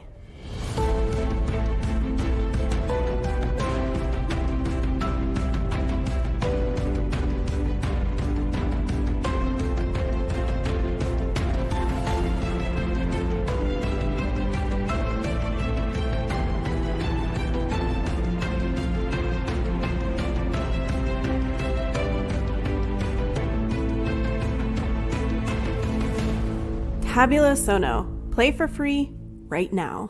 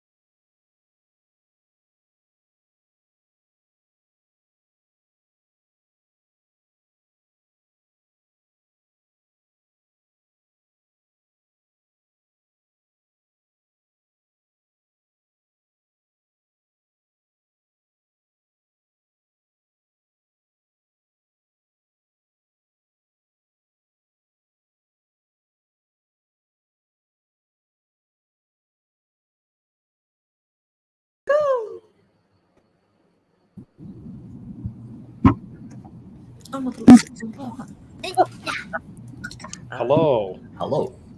Hello. Could I add a little flavor about this electricity? Because on the break, I thought about it. Oh, totally.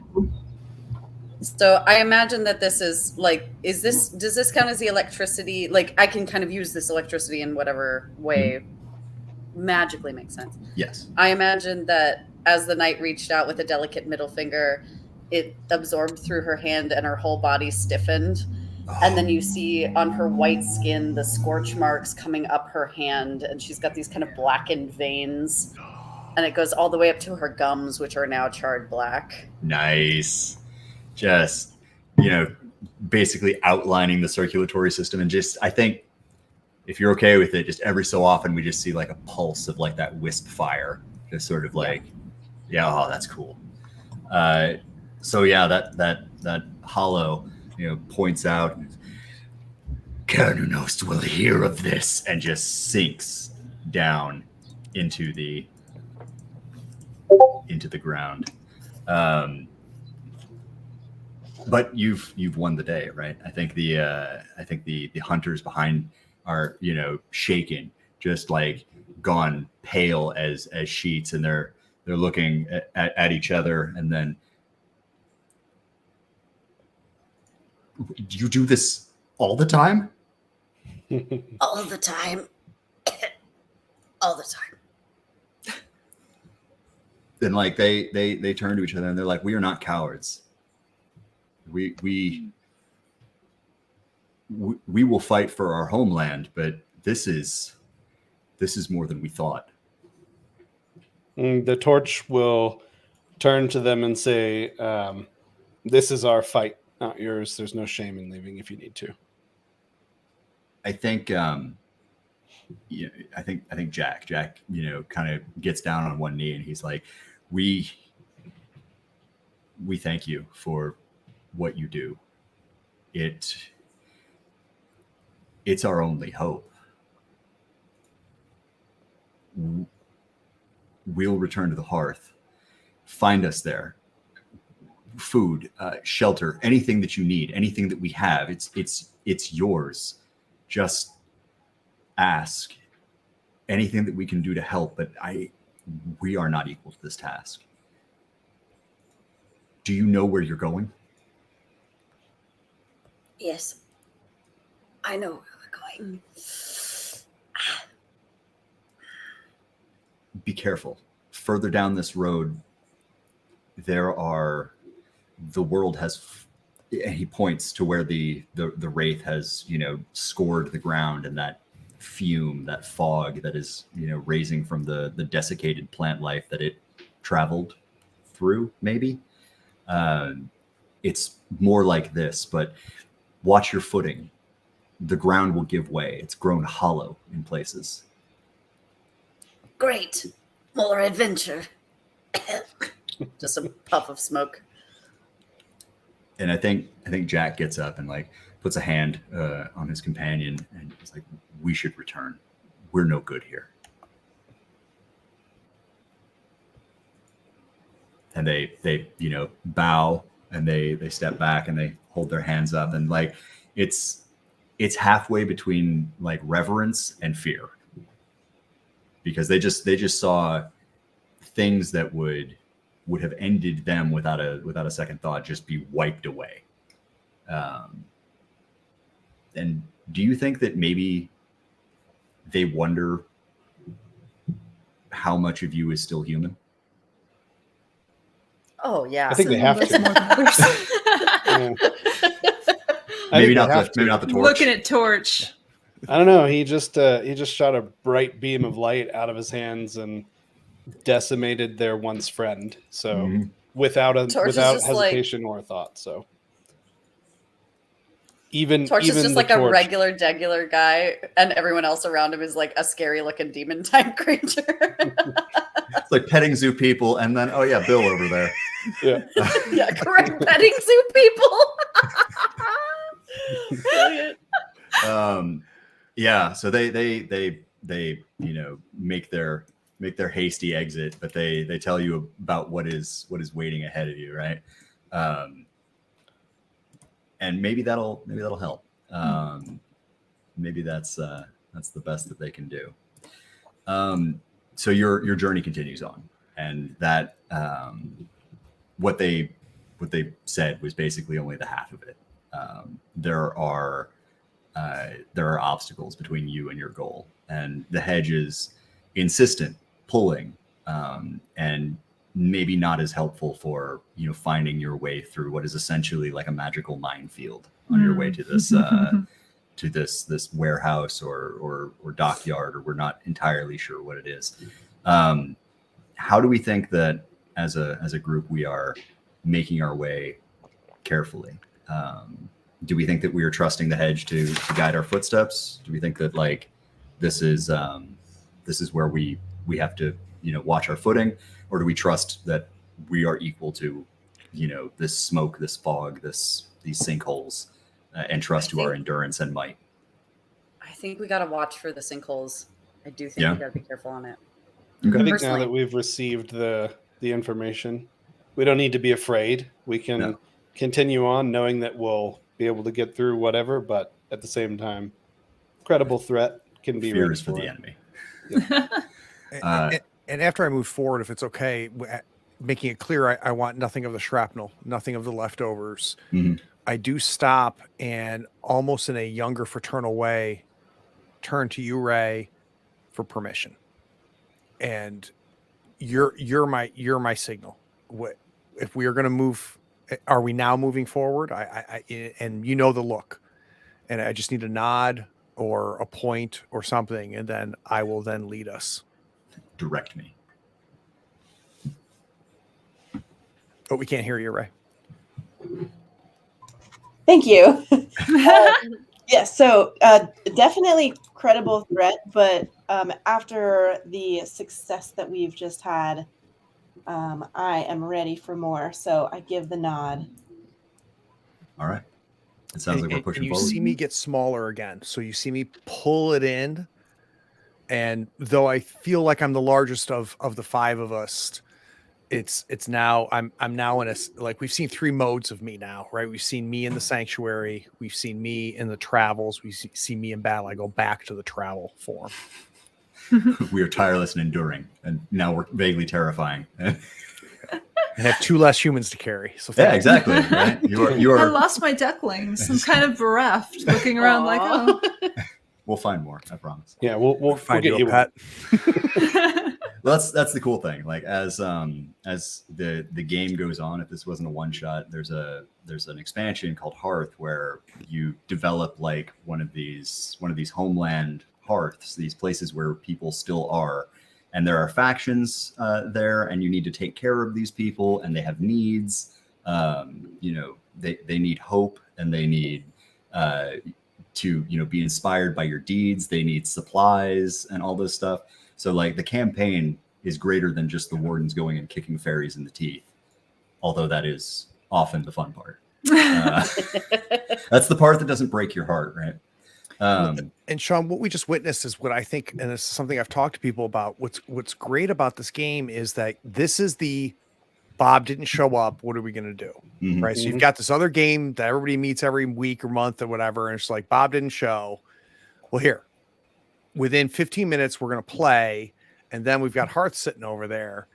Like, do you want to play? How about we do this next week when Bob comes back? Right. If this is cool, maybe we could make it bigger. Yeah. Yeah.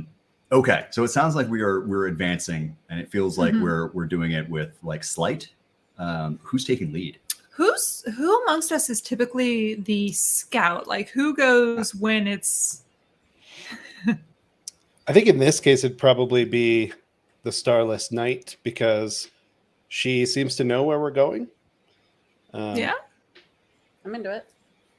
Cool. Okay. I am going. So now that my little ducklings have left me, I'm gonna blow another fate for this. So there's like a bristling, and her skin just kind of changes once again, and she kind of grows this strange iridescent carapace like shell, and takes flight. So I'm taking Thrumming Wings, and I'm also taking Strong Back. So the Starless Knight, at her leisure, can actually use me as a mount, and we can go ahead at a much faster speed and check the ground to make sure Awesome. it's stable for everyone else to walk across. Okay. Yes. That's awesome. Okay, so are we able to change your mini to like a giant dragonfly that I could like put my mini on top of just for the visual? Totally. I don't know. Can we, Jim? Is there a dragonfly in Yeah. the library? Oh, I Let's love see this what we so got. much. So while that's happening, I'm gonna say that counts as an assist. So how many slight dice would you throw normally, Kato? Me, I would normally throw 2. So you're gonna throw 3 now. Nice. Woohoo! Okay, I'm gonna use my Tabula Sono D6. Nice.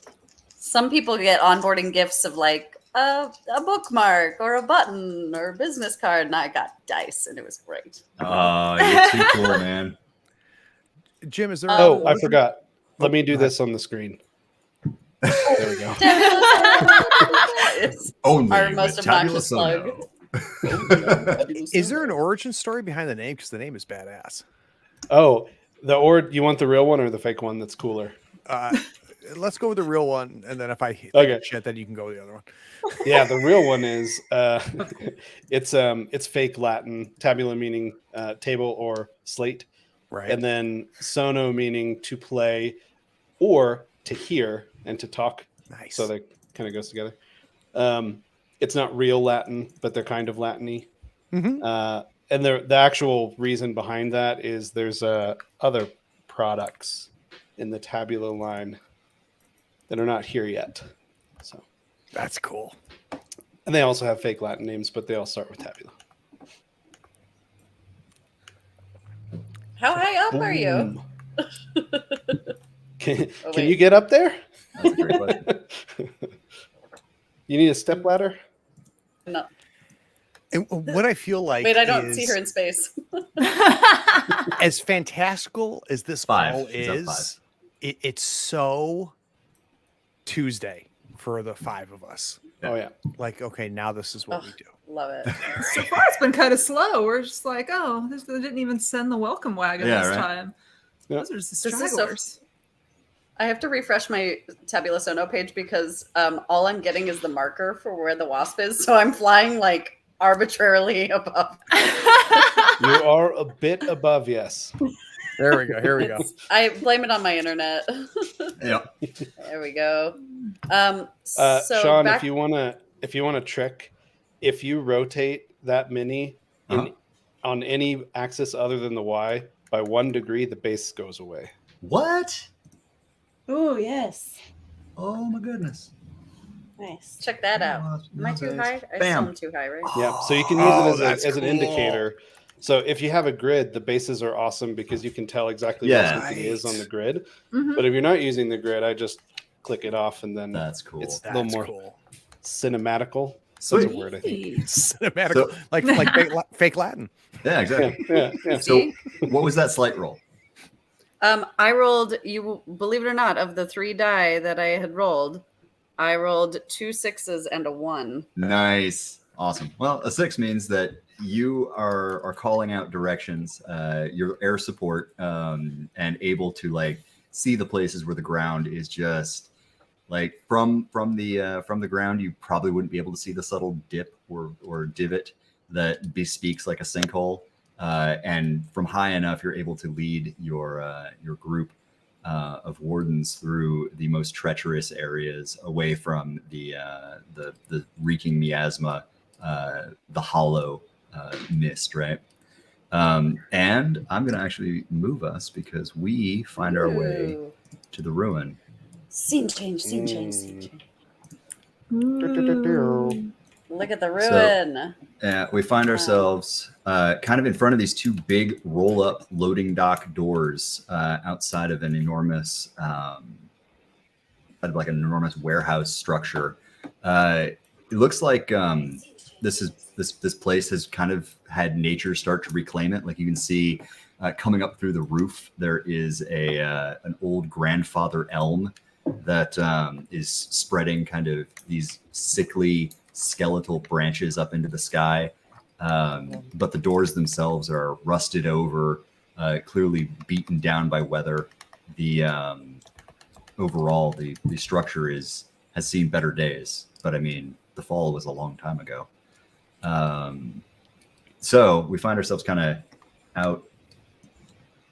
Can I click in? You can drag in the scene tree. You can drag our right into the other scene.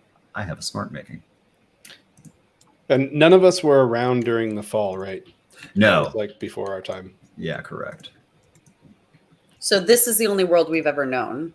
Yes. Okay. And there was a time when you were one of the huddled masses, but no longer.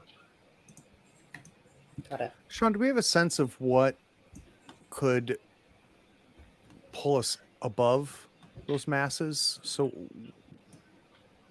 what makes us more? That's a great question. I don't know that we know exactly. Yeah. What made us special? What made us, the people that the Hedge would reach out to? We can explore that. Like that's one of those things that We find together. over the course of the game we would figure out together, right? Yeah. As it stands now. I need a meeple. Oh, your meeple is actually hidden for some reason. Oh, right, because I was. You were a dragonfly or a giant wasp. Mhm. I need a meeple. And when you get a second, could you rotate me flush to the ground again, just No. for my own brain? Absolutely not. Don't do it. No, Oh, no, pass. there's a No OCC here. yeah, right. There's a That better? Jim is absolutely roasting me for this because anytime we play in Sono, I do not put my mini in the square, Okay. and it is Yeah. like the bane of his existence. When it He's comes to the always just- opposite of that. He's like, "Can you please?" Like, if you're gonna have a grid, use a grid. You don't have to tell me. Nah. you I do Jim my writes dance. code. You can't push things too hard. It's true. Right. I know Jim writes code and he hired an actor. What a fool! You fool. That's on you, Jim. Lines are I say lines were meant to be stepped on. There you go. Yeah, Ray's on my team. So we're outside this old pre-fall structure. We can feel again that crackle in the air. That we know that the Fae are here. We know that they are hereabouts. We know for a fact that at this point we're probably expected. But we also like the Hedge's tugging, especially on the starless night, is getting more insistent and ringing in your ears. My savior, my darling. my What's cure. that door look like, Shawn? Rusted over. Like it looks like you would figure probably like a 9-10 foot tall, like roll up industrial door. And it looks like it hasn't moved in a long time. So if it's okay with you all, I would like to move to it, move my back to it. And at first I don't feel it, but I know what's on the other side. And you see me transform again. So you see me slowly start to fill. And you can tell by my physicality what I'm ready to do on the signal from Ray. I'm ready just to flex a little. And what that's going to do is that's going to launch that door inside. But I'm not ready until Ray thinks we're ready. Hulk mode. Mhm. I go and just kind of back up. Turn it back. Fair. Claire.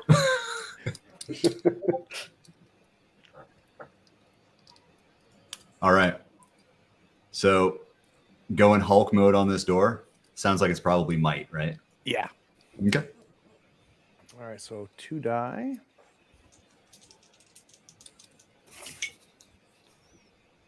This game is so easy when you roll I know. sixes. If you just roll sixes, right? It seems like you guys are having no problem rolling sixes, which is nice. So And that'll never change. no, exactly. I'm certain when we're facing down Kerninos, we'll continue to have such astounding luck. So I wanted the door to do one of these, right, where it like comes up in the bracket, but I think instead it does one of these where instead it goes in and like falls more like that. Too far. There we go.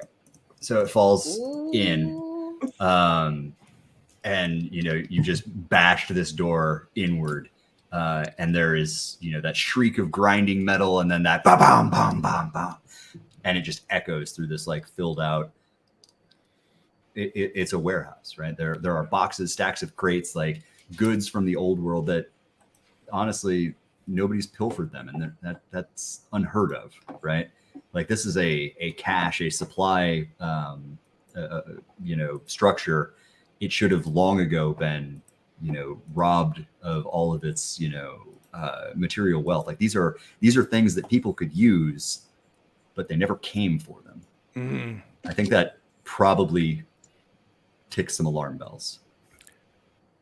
So, team, when I breach and immediately check for immediate threats. But I'm not the eyes. I'm not the scout. So after I have signaled that there's nothing immediately on top of us, who comes in behind me to look beyond my very limited scope of concern? Grant him sight beyond sight. Probably the torch. I was just gonna say that. Because I think the torch is like the slowest, most deliberate Leroy Jenkins, where it's just like he's going to start walking and he's going to keep walking until there's a reason to stop. I think that pushing into this space, like it's dark. The only light inside comes from where the door has been busted open and like the place where the roof has fallen in. All the windows are like smeared over with that dry, fuzzy, stubborn dust that just will slide away like a furry carpet if you were to run your hand over it. But it's musty and stale in here, and there's like kind of an animal smell to it that does not put you at ease. Are we like kind of poking around in here? Like this is where the hedge is bringing you. Like this is absolutely where the hedge is bringing you. This is the place. But right now, like it seems like you're alone here. Yeah, let's I just get figure out why. I get like a brain zap, like a And I'm not going to let any of you get farther than near from me. So if any of you move forward, I'm going to stay within near of you. All right. Should we go check out the tree? Sure. Yeah, absolutely. You're like a big murdery Labrador. Yes.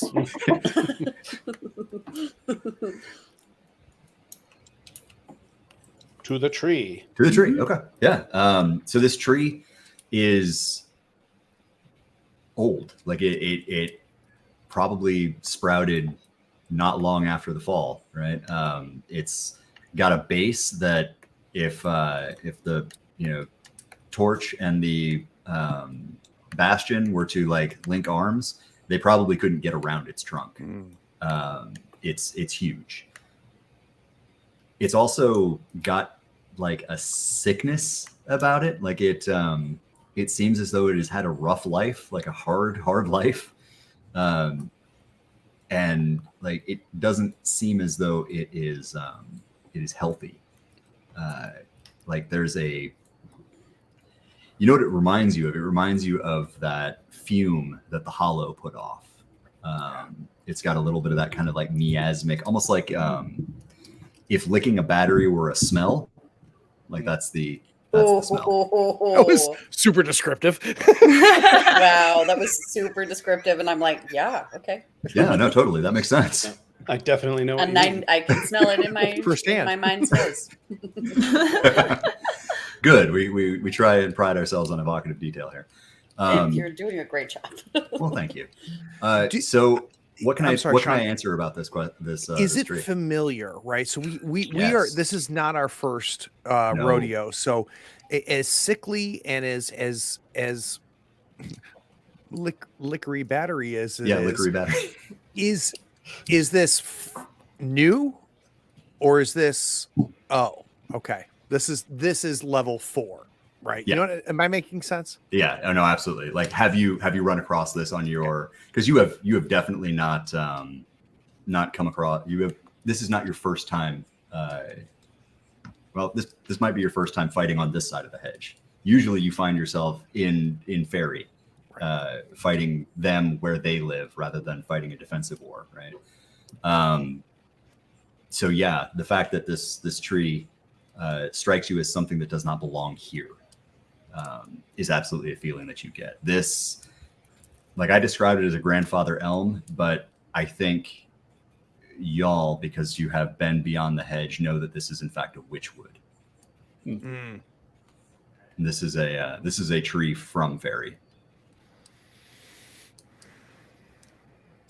and it is growing. This is born, not transformed. Yeah, it is growing happily here. Yeah. So who's going to burn it down? Well, so would we know that's a threat, guys and gals? Would we know that this is this an indicator or a center of gravity? What is this for us? Well, Like, when we is it let a it on fire, it'll wormhole be a or- beacon. Yeah. If we only had somebody with fire. Oh, we have fire. I mean, I think we know that this is not natural to our world. This is of the other world, and it's our job to stop the other world. Sure. So, not okay with it being here. I don't know if our next step is to figure out why it's here, or if our next step is to, as Navi says, burn it to the ground. Yeah. I don't know. I mean, I'll hear you guys talk about it if you want. Like, who's got thoughts about it? I feel like our relationships are complicated, our lives are complicated, but our directive is clear. Sure. Correct. Right? We are scorch and burn. Mm-hmm. We are point. We will go there. That's my feeling.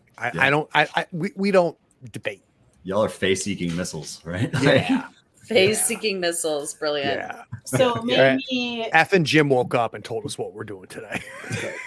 right. So maybe the tree is like where this some kind of sickness is coming from, and that's why we've been pulled here.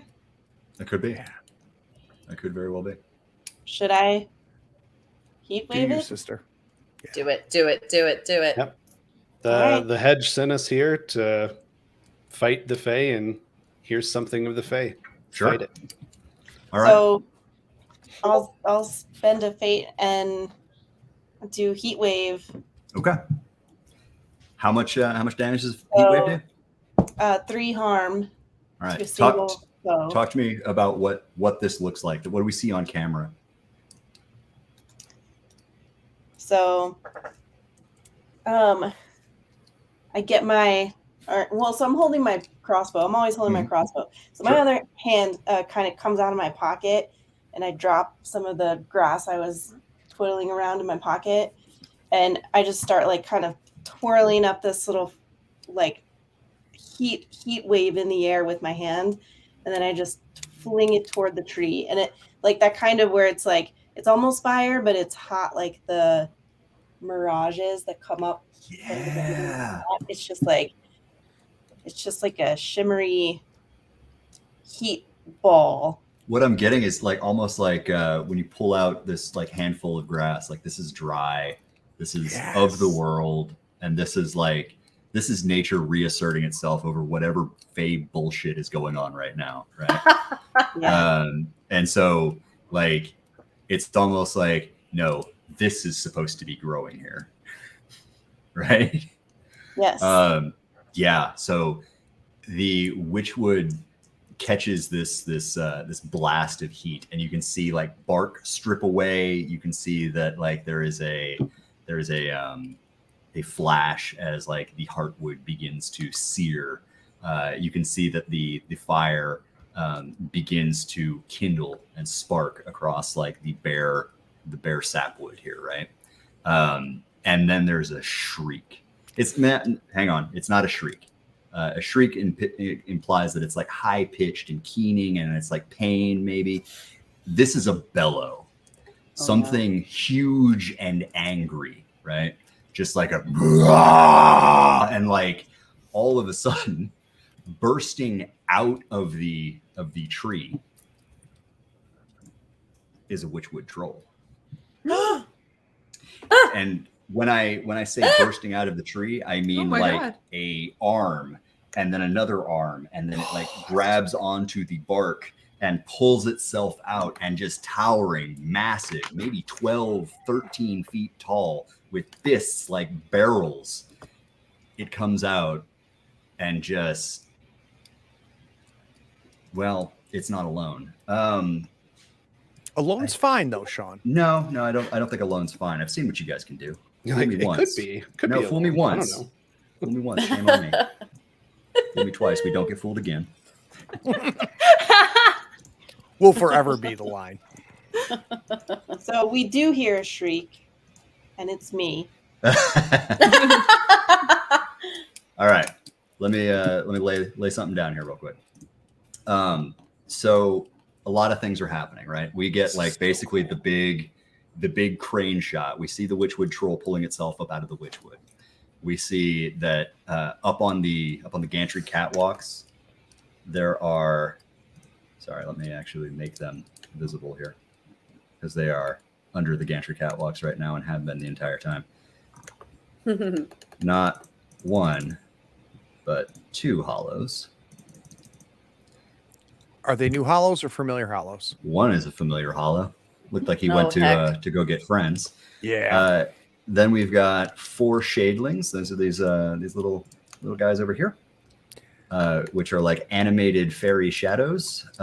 Because when the fairies first came to their fey realm, they were lonely and they didn't have anybody to talk to but their shadows, and so they just poured hate and malice into their shadows. And then everybody loves a banshee, right? Everyone loves a banshee. So over there we've got just that high keening wail in answer to Ray's, as she comes forth out of, there's something that's been happening while you've all been looking at the witchwood. Something has broken or begun to break a wall over here and begin coming up through the floor. Looks like it's just a chained crystal of some kind right now, but it looks like it's dragging something up with it. Oh heck. So who's first in motion? I'm right next to this thing. You are. Yeah. So real quick. One, all of these things you just put out here because you're a jerk. Where did these come from? So are these in the back of the book? Where, like, yeah. So GM, everything we're fighting tonight is in the Court of Air and Darkness, which comes with Hedge, the first book. We've got 4 courts of Fae with about 13 little baddies for each court that are enumerated right now, and more are on the way. Well, and for the Bastion, I've got Big Boy, who I'm right next to. Yep. Who my sister set on fire and birthed, or released. I've got everything out here. Ray, I'm looking to you because there's not a single. We are now multi-faced here. Indeed, we are. Where do you need me? Do you need me to go big, contain the small? I just look at you and you know that look. Yeah, so I kind of just like inch to the side a little bit and give you the look back and like nod toward the big thing. And I give you the sister look that is like, don't let that thing smash me. Dibs. That's you. and you see my shoulder square. to exactly where she pointed Mhm. and just go. So Okay. I don't need to go first, but you know where I'm headed. Yep. Could I ask about line of sight? Sure. So combat is constantly a whirl and a twirl. So it's mostly about what we're doing in the fiction. So like if you miss, it might be because of line of sight, right? It might be that you knock over some of those boxes. It might be that they knock over some of those boxes to deflect a shot or something like that. But the idea is that the warden is a competent, capable, superpowered, heroic combatant. So you're going to move yourself into a position. It's purely a matter of how far away from this thing are you. Got it. Cool. There's not 5 seconds around here. Nope. Nope.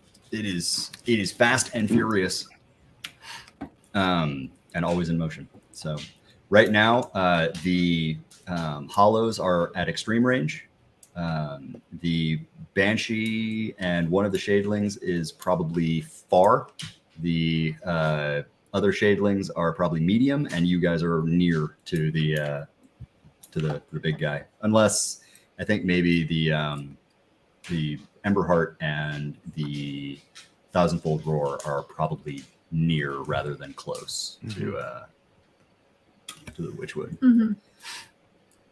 Well, So- I think the torch. I think he knows that most people are going to start wailing on the big bad. Sure. So he's going to go and just start walking towards the Banshee Nice. in the direction of the scream. And of course, on the way, while walking, shoot out a freaking light beam. Heck yeah. Burn it down. And throw the blinding lance out again. Do it. All right. Mark your fate, and that's 3 harm. 3 harm, armor cannot reduce. Cool. She her shriek like is pained, but she's working up to a tenor that the Thousandfold Roar can't match. So like that's a good opener. And then I should move to the next Band level. band level. Okay. I was gonna say far awayness level, Yeah. but I think there's a better Range one. band. Range band. Yeah, range band. Good. All Yeah, right. I like Very precise, Jim. Farness. yeah. To the next Farness, please. Ish. It's good. It's good. So like yeah, that's maybe good. here-ish. I think that's probably good. That probably puts you at like medium range. Medium range. It's good. Who else is in motion? Anybody? Ray, I'm when for you sure. point- Well, Oh, go ahead. no, go. No, it's you. I'm right up against this guy, You are. and I do not trust him. Now I don't trust him. All right. He's the guy at the bar that I'm like, oh, you're too close. Yeah. And Personal space invader. Go look at my Space drink. Invader. I was just looking at the tree. Can I, in terms of my powers, one of them seems a little bit like a reaction. Sure. Yeah, close talker for sure. Talk about it. But can I implement it preemptively? The Ghost Among You. Heck yeah. Can I go ahead and burn a fate and implement that already preemptively? Totally. Totally. Okay, you can. so yeah, I move like smoke, and I So- spend a fate. If he tries to attack you, what's he attack instead? So choose another target for harm, and I opted for mounting dread. Nice. Okay. So I would deal my weapons damage to the target, and then gain That's a point cool. of dread, which Yep. is very cool. Very cool. Can I, if he were to attack me, can the attack be redirected at himself? Does he count as a target? You know what? I'm gonna say yes. He's gonna end up swinging through and lose track of what he's swinging at, and he's gonna follow through probably too hard. He's got a lot of branches. He does. Yeah. I was thinking I was gonna deal damage to the actual Witchwood itself, but I like yours, especially since like he hits like a truck. That's if and when he were to Mhm. hit me. Yep. So I'm He'll just be gone gonna. by then. You'll be gone by then. Yeah, probably. I love I'm your optimism, Craig. I'm gonna pull that one out of the box preemptively. And also, I'm imagining, for a little chocolate flavor on this, that when the knight implements this, it's a little bit like Nightcrawler, where it's like, Oh, we're bamfing. Okay. yeah. There's a little Bam. bit of There's a little bit of bamfing, and that's why he misses, Nice. because I am moving like smoke amongst my foes. Totally. I like that. All right, cool. So do you want to make a weapon attack while this is happening? Heck yeah, I surely do. I think I'm taking it at a lower roll, but I'm thinking because I've got this magical wispy thing, and I've been drawn here that it might be more bright inclined than slight inclined. Yep. And that's just one. I have a 1 for that. So do I roll? You roll 1. 1 and just roll 1. You read that one. Okay. Read the highest. Read the highest of 1. It's real easy with 1.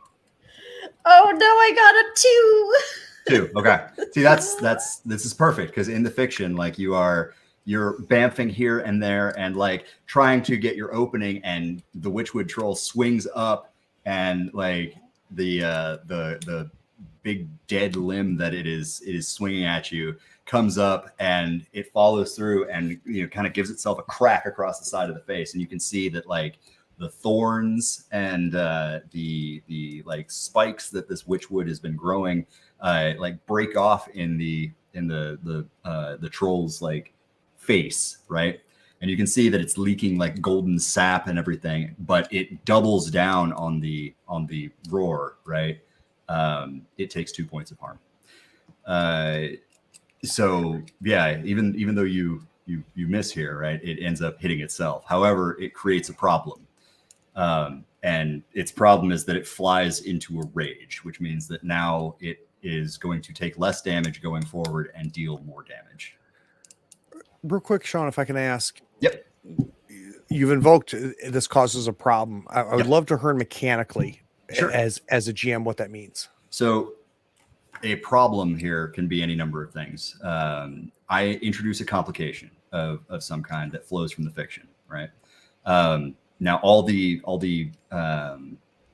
creatures in the bestiary, all of the Fey opponents that we have in the bestiary, come with a list of moves. They've got things that they can be expected to do in combat, and one of the ones for the Witchwood Troll is fly into a rage. So now that you've triggered a move, I get to make a move with the monster. I can make an attack with the monster. But oftentimes the fiction is enriched by making a move instead of just hitting you. Because if he's alive at the end of your combat turn, I get to hit you anyway. I get to activate creatures, make moves, deal damage, which is rad. Yeah. Hopefully, can I move out of the way? The tools are there for you as a GM. The tools are there, and you just pick, which is really cool. Where are you moving? Are you moving closer to something? Are you moving further away from something? I would like to try and go around the tree this way and get out of his range. Yeah. So you're moving from close to near from the troll? Yes. So moving a range band away. Okay. Sounds good. Yeah. So you're at near now. Yike. Yeah. No, it's big and angry. And like you're seeing like bloodshot eyes. Only bloodshot in this case is more like a burning honey color. As it, just reveals a mouthful of tusks like an accident in a military graveyard. It is a horrifying thing that you are facing down. Who else is moving? I have a quick question. Ray, I'm not making questions anymore. Oh, go ahead. Sorry. Well, yeah, I'm not taking questions right now. Thank you. Ray, when we're in this, like, oh shit, not the little shit we just got dealt, like when it's big shit like this, am I act or react to you? So do you act and then I react, or do I act and you react? I'm thinking, if you are agreeable, that you might be react. Yeah, I think so too. I'm feeling a little bit fling the crossbow up and shoot fire and stuff. Yes. and then hope that my big bro keeps me from getting squooshed afterwards. And I feel like Wholesome Ray, content. I totally feel like react, because by you acting, you might reduce my choices. So I'm in a much better situation to wait to see if instead of 5 things to decide, I only have 4 now, because yeah, I'm good. I'm react go. And Navi hasn't gone this turn yet, right? Not yet. Okay, so I want to make my move really quickly, if that's okay. Sure. So seeing the torch slowly ambling through the chaos toward the Banshee, I want to shoot the Banshee with the crossbow. Hell yes. And then because she will so if I do, oh no, okay. Well, I rolled 1. I rolled 2 ones. 2 ones. Oh no. All right, that's okay. That's okay. And by react, I meant act. This means this is fine, right? Because what we see is your crossbow does exactly what it's supposed to do. It, propels a sharpened dart directly through the Banshee. But the Banshee is moving in a way that is frighteningly reminiscent of the Starless Night. And instead, it has struck one of the jerry cans that is in that container stack behind her, and it immediately erupts into a small fireball. The building is now on fire. Oh shit. Whoops, but also it makes me secretly excited. Well, yeah, I mean, that's kind of your element, right? Oh, my cousins are here. And then, okay, a family so, reunion. and so does she take the -1 armor, or she's good to go? Good to go. Okay, whoops.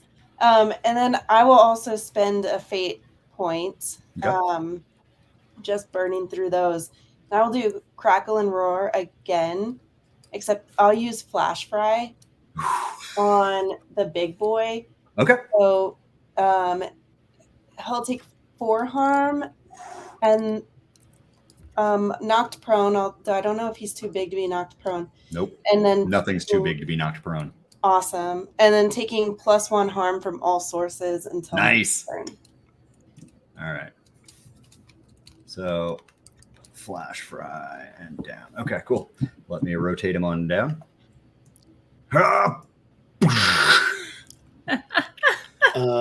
You're fine. You're fine. Yeah, so the troll goes down. I think it's less flat on the face. I think it's more with the hands underneath and kind of looming up, and there's this crackling breaking sound as it it's got a we call it a bark, right? It's got a external covering of just this bark that is smoking, charring, and it sounds like a campfire, but it's a campfire that badly wants you to join it. It would like you to be on fire with it. That's horrifying. Thank you. Okay. Who needs to move? You need to move. Yeah. The Banshee's on far from me? That's not extreme, right? No, it's not extreme. That's far. Yeah. Right. So I'm going to combo some stuff, but I'm going to see how it goes before I narrate, so I don't have to backtrack and say 4. Okay, that's not bad. Okay. So what I'm going to do is I'm still using my wing form, so I'm using that to traverse multiple bands for my movement. Right. And then basically as she's approaching, the wings, they kind of shear off, and she kind of gains these quills in its place. So quills erupt from her back, and these claws come out. And so what happens is she closes the gap, and I'm gonna hit her with combat form. Yeah, with my killing claws. Killing claws. So killing claws are going to do 3 damage off the top, and if she's still standing, what it looks like is I'm coming in kind of almost with a side hand, I'm trying to knock her to the side so that I can get my spear in. So I rolled the 4 on an attempt to stabby stab. Okay. And that would be 3 damage. Yeah. So that's a that's a buttload of damage. So coming in like a Just mowing her down. it's the face-seeking missile, right? She's the weed eater. Let me look up what the Banshee's moves are. Nothing. There's no. No. Oh no, perfect. Okay, good. She screams, I scream. Yeah, we all no, scream. we all scream. You laugh, I laugh, table laughs, table's a mimic, kill the mimic. Okay, so she screams, right? She's in mid scream when you hit her like this ball of fury that you are. And as you do like side hand her, right? And so the thing that is supposed to blast you apart instead like blows down this wall and this wall and blows a crater into the earth over here. So like basically you palmed her face like a basketball and then stabbed her through the back. She is no more, so she blows apart. But now this is here. The hell is that? It looks like some sort of altar or ritual space, and that thing that is chained and pulsing feebly in the center is the plug in a rift well. It is a piece of the hedge, a physical manifestation of the barrier that keeps Fairy out, and it looks like it is dying. It's not an issue. We plug our iPhones into it. Yeah, perfect. It'll be good. Yeah. So Shawn, I need a little help here because a lot's happened. Yeah. And I feel like I am exactly where I need to be, which is my job is threat. Yep. And my brothers and sisters have identified and eliminated many of them. Yes. I've got a bark troll at my feet. The Banshee is gone. And do I have any way of discerning the situation? Do I need to protect my family from what's on the ground or what's been fully exposed? And if I don't know the answer to that, I'm fair with that. But I'm trying to figure out what Monument would know. Do me a favor, and the Ashen Bastion is going to search, what they know of the hedge. This feels like a bright roll. All right. Did the troll get felled? Is that actually he's gone or he's just down? No, he's just down. Okay.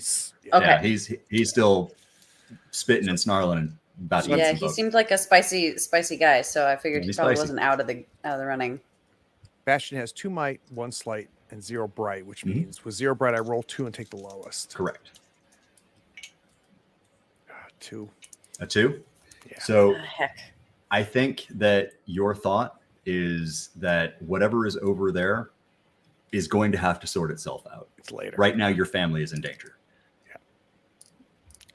And there will be time for the esoterica after we are no longer taking fire. And Ray, it's not that I didn't listen, right? It's after you pointed and after you nodded, things changed. And this bark is right there with me right now. And the only thing I want to make sure of is if this thing rises, it only sees me in the room.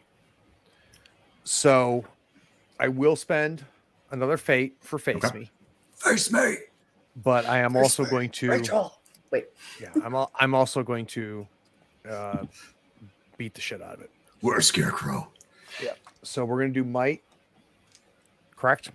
Yep, that sounds right. If we're employing overwhelming force here, and it sounds like we are. It is. And there's a little part of me, Shawn, that was just like, I will go to the Banshee because that is where you need me to go. But that's movement and fluid and like, or I can square. You can square up over.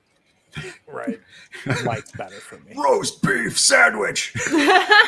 And by better for me, I rolled a 1 and a 2. Good. Okay. So good news, right? Because we get an awesome scene. We have that moment of indecision that the Bastion is showing, looking over at the rift well and looking back at the the creature that is on like its belly right in front, and then that moment of indecision is all it takes, right? Because the weapon goes up over your head, and that's when the hand comes and grabs both of your legs, and like I think it's half a crush and half being thrown. Yeah. I think that the 3 harm that you take as you find yourself 3 range bands away in those crates over there is like vaguely less painful than knowing that like that moment of indecision stopped you from ending a threat. The separation bothers me more than anything, Shawn. Mhm. Like being pulled away from the threats. Like, yeah, no bueno. Yep. No bueno. But quick question though: does my face me still? Yep. He's Okay. still going to be coming charging after you Got him. Okay. if I activate him this turn. Yep. Which now I get to activate some baddies. Hooray! No. Yeah, you the can't GM's do turn. it. No, I can. No, Watch. no. No, first I have to generate drops. Hang on. We had a Banshee die, which means I get to generate a drop. I drop a fate. That's Something so good. cool. So the It's not a Banshee, fate. the Banshee drops a fate up for grabs. How are you on? Who burned a fate? I've spent 2 of 4. I'm Hey, running a bit take it. low. Oh. Who's running low? Fight. Yeah, I spent 3 already. Oh no. You take it. You take it.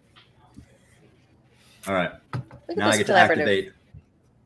I get to activate 5 enemies because I get to activate 1 foe per active warden. So I get to activate one of their moves for each of these, or I get to just deal their base harm. So what I'm going to do is the hollow back here is going to activate. I'm going to turn it toward Navi. I'm going to throw it, throw some hate toward the thousandfold roar. Yeah, come get some. Could you I'm ping going to- the hollow that you just referenced on the board? Could you just double This click one and right sorry. there. Cool. Thank you. Yep. Sure. So their harm range is medium and far. I'm going to use lethal poison. So Oh I'm going to deal 2 harm to you, no. and until you do something to overcome that poison, Mhm. you'll take a harm every round. And Navi, what is your health situation after taking those 2? I have 3 health left. This Shadeling here is going to activate, move toward the Emberheart, and the Shadeling is going to rend your defenses. So I think in this case, what they're going to do is they're going to, make it so that you cannot move away from them, right? So what we're seeing is this little snapping shadow thing skittering out. Like it's basically, if you can imagine like a goblin, but more like a goblin's nightmare, just made of weird shadow stuff, except for these like cruel hooked talons and these angry ravening teeth. It's going to entangle you in such a way that you can't get away from it. And it's going to deal 1 harm to you. This Witchwood Troll is going to get up. That's the wrong rotational plane. He can just wiggle on the ground shortly could. before getting up. You could. Yeah, That's he doesn't fine. have to stand. He really doesn't have to stand up at all. I mean, that's fine. Right. He The can just ground do is it. really soft. But instead, It's really he's... nice. Oh, that's good. Who wrote this? So In case you didn't know, it's the Drakes. The Drakes wrote it. So what he's going to do is he's going to, because he's looking a little peaked, he's going to go over here and he grabs this Shadeling up. What about face me? I don't know. Don't worry. Oh, no, he is God. not. Oh God. No.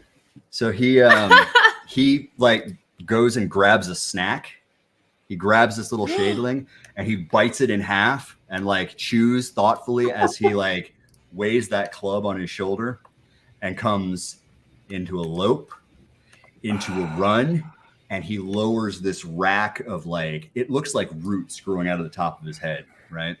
He lowers his head and charges in a through line through the night. No. And into I am the darkness. the bastion. You what? I'm the darkness. You are the darkness. You could, I mean, you know. But I'm also the darkness. You are. You were bamfing. You were bamfing, right? I was. I'm still bamfing. Okay. Technically, I'm still bamfing because right? No. Technically still bamfing. He can't deal Does damage that- to himself this particular go around. It's not your turn again. When it's your turn again, like that's when your last How power long does that hold? till your next turn. To your next turn. Okay. You're, cool. you're good. Yep. Yeah. So you don't take damage. Copy. You are a ghost, and he like You mean a little manages smoke, to ghost through being trampled on. The bastion is not so lucky. Champions deal 3 harm base, so take 3 for the bastion, and that's where we find him. Minus 1 harm, so I take 2, right? Take 2. This last shadeling is. Oh, we're going to double up. This last shadeling is coming in and is going to. I need a good move here. How far is this shadeling from me, Shawn? Shadeling is medium, I'd say. Come here, face me. Yeah, I said all comers. All comers. Very well. It's coming to you then. That makes sense. So instead of dealing damage to the Thousandfold Roar, it's going to howl for reinforcements. No. No, don't like that. Uh-oh. Yeah. Subscribe. I'm going to duplicate, and we're going to duplicate. Oh, Yeah. So they claw their way up out of the ground. popping up like daisies. And they're popping up like daisies. Hope you guys brought a They weed popped out of the whacker. snow. Like daisies. Like daisies! And to be clear, the player's expression of like F you, Shawn, is very different than the character. The character is like, yes. Yes, finally. Yes. Test This is why me. we're Yes. here. Right? This is what we play lately. This is what I do. So you may like, not like me, Craig, but right now, like the Bastion is looking at this Bastion like is- he's under the arch at the Rose Bowl right now. This Yes, is what we play for. This is my Super Bowl. All right. Now the meaningful change that has occurred, because that's the last part of the GM's turn, right? The meaningful change that has occurred is that Crystal is beginning to emit a high piercing shriek. The power that is encased in that crystal is traveling up the chains that are bearing it to the altar. And there are runes that are beginning to spark and glow.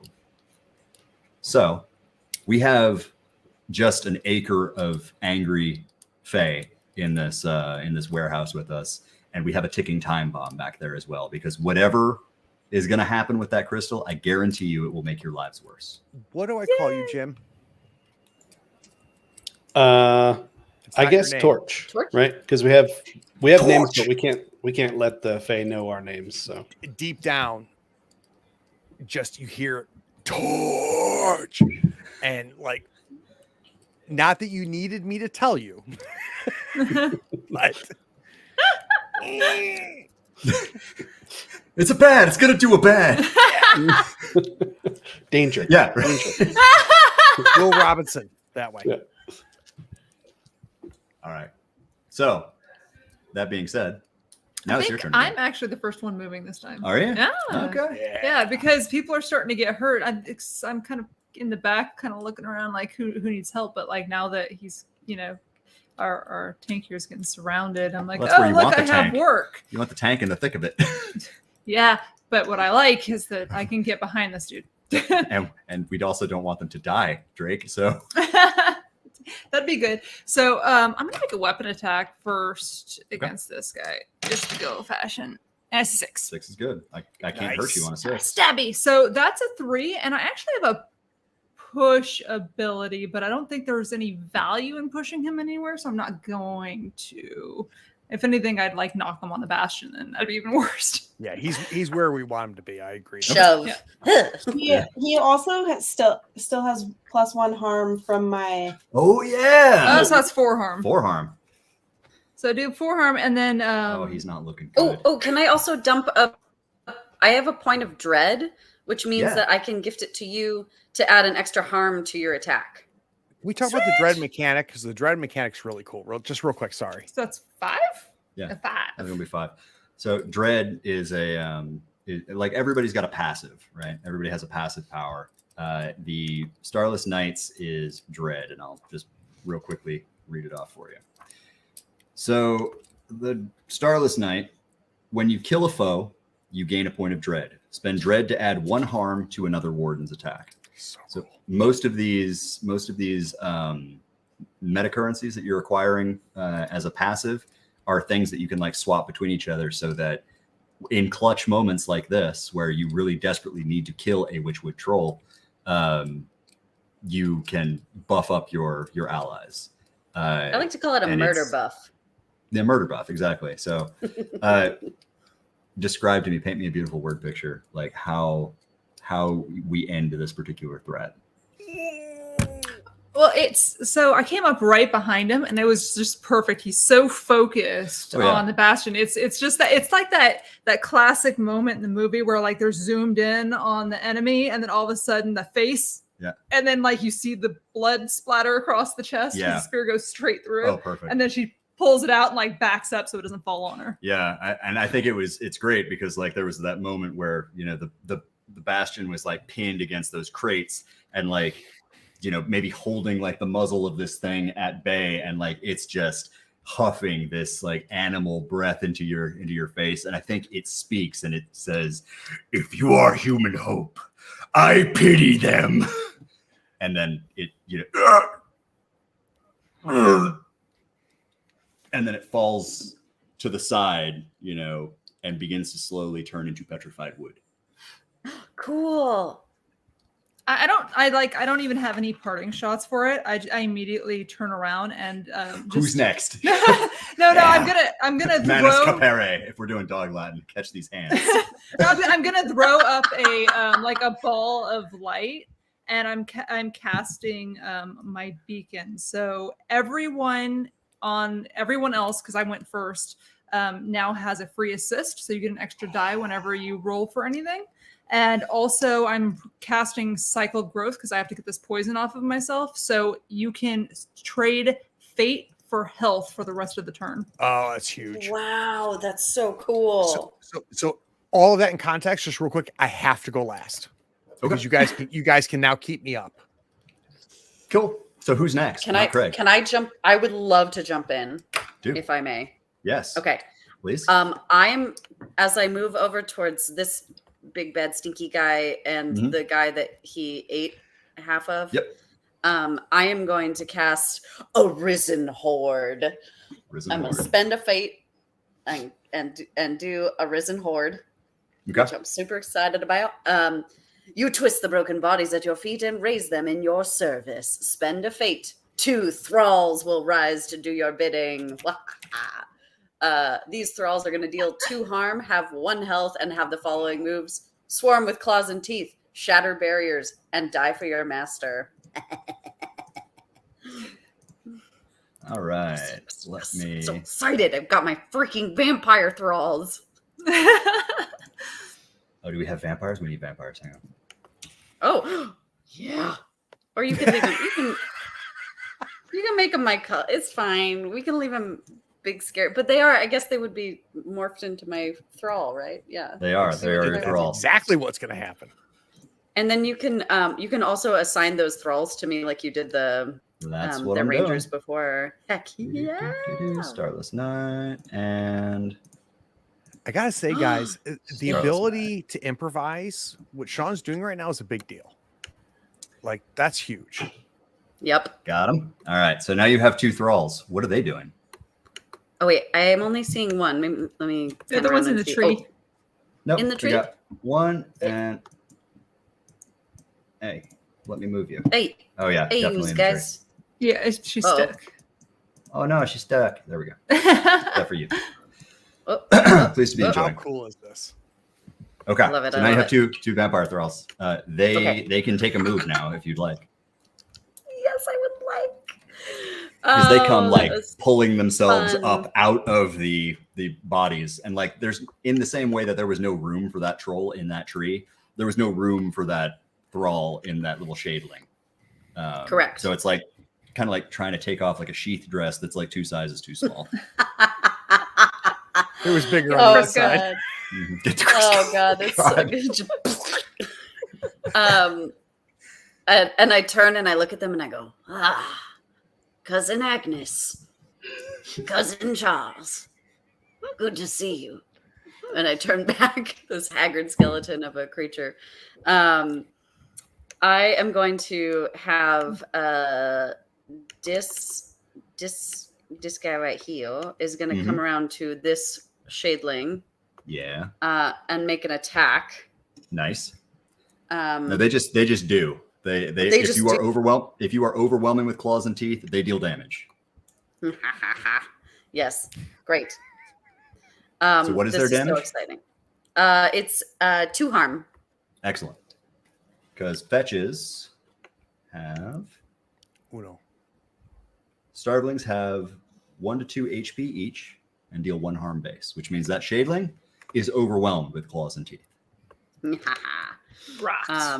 Can we just take a And moment this to talk one- about how cool the situation is right now? Just the explosion of these things, and they're coming in, and the Bastion's standing there waiting to take them on, but knows if I just wait a moment.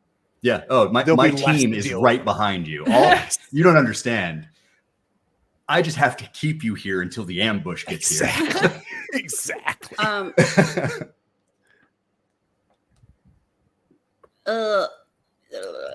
This one is gonna swarm this one too to Nice. get that one. And Okay, chomp, perfect. chomp. So that has leveled the playing and then- field a goodly bit. And I still get an attack, right? Yeah. Mhm. Holy heck, this is so great. Yeah. Okay. With an extra die. With an extra die Extra because you've got the beacon shining. Yes. I am going to, while my vampy vamps are doing the chompy chomps, I would love to make my way over this way. Yeah, it's technical term, Craig. It's very, very, very precise. I'm gonna make my way this way and try and swoop in and like stealth attack this dealy bop right here. Okay. Ah. Talk to me what a stealth attack looks like.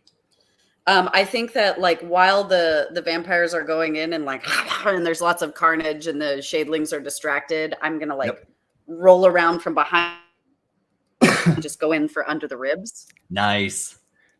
And Like, if it's okay, I like feel at like the an BAMF is not angle? done. There's a half second of smoke and steam as that slide happens, right? Yeah.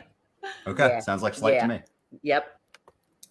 Okay, so I have 2 slight, but I get an extra slight. Correct. So you're rolling 3, best of 3. Woohoo! Stop Is it. it good? No. It's good, right? Those are happy faces. Aw. Can Oh, you see a no. whole box of ones? I see a see whole lots. box of ones. Okay. A That's whole good, right? box of ones. Yeah. No, it's great. It's great. One Because is we don't high. have- It's aces are high, right? No, I love Guys. how the awful rolls are great news. I No, truly it- do. it- That's are what's great so news. cool about the Hey, system, right? look. Is that's not a fail. we don't have to fight this fight anymore. Uh-oh. No. We have a brand new fight that we got to fight. Oh no. Bring it. Boss battle, baby. Hang on. And I So just J- turn and go, I'm sorry. I was hiding. Oh no. Is there a setting, Jim, you can put in there that limits the amount of large models that the GM can place during an encounter? Yeah, but I GM so much that I just If I go to don't want GitHub, it can I on. put in a suggestion? Yeah. All Oh. GMs everywhere downvote your Goodness. suggestion immediately. Oh heck. Oh heck, you Okay. guys. I'm I'm sorry. I'm bringing you guys. Don't worry about it. I've been waiting to fight this thing since we put him in the Sono library. No kid. Mm. Is it I think is he's it like called a Wendigo The Dryad model? King. Yeah. He's the Dryad. Dryad. King? Is that... What's Oh the name? my God, That's what the a name of great this model. model. Yep. This is Carnunos, the Kennel White. Oh my God! Have you all And seen The he Ritual? Speaking of horror. Looks mad. No, I love horror. Talk to me. Oh, The Ritual. What's The This Ritual? looks a lot like. I'll tell you, Craig. We'll get online, but this is Offline, definitely we'll if get it, anyone yeah. has seen The Ritual. If anyone has seen The Ritual, this is what it's reminding me of big time. So let me just real quick paint you a word picture of what happens, because I feel like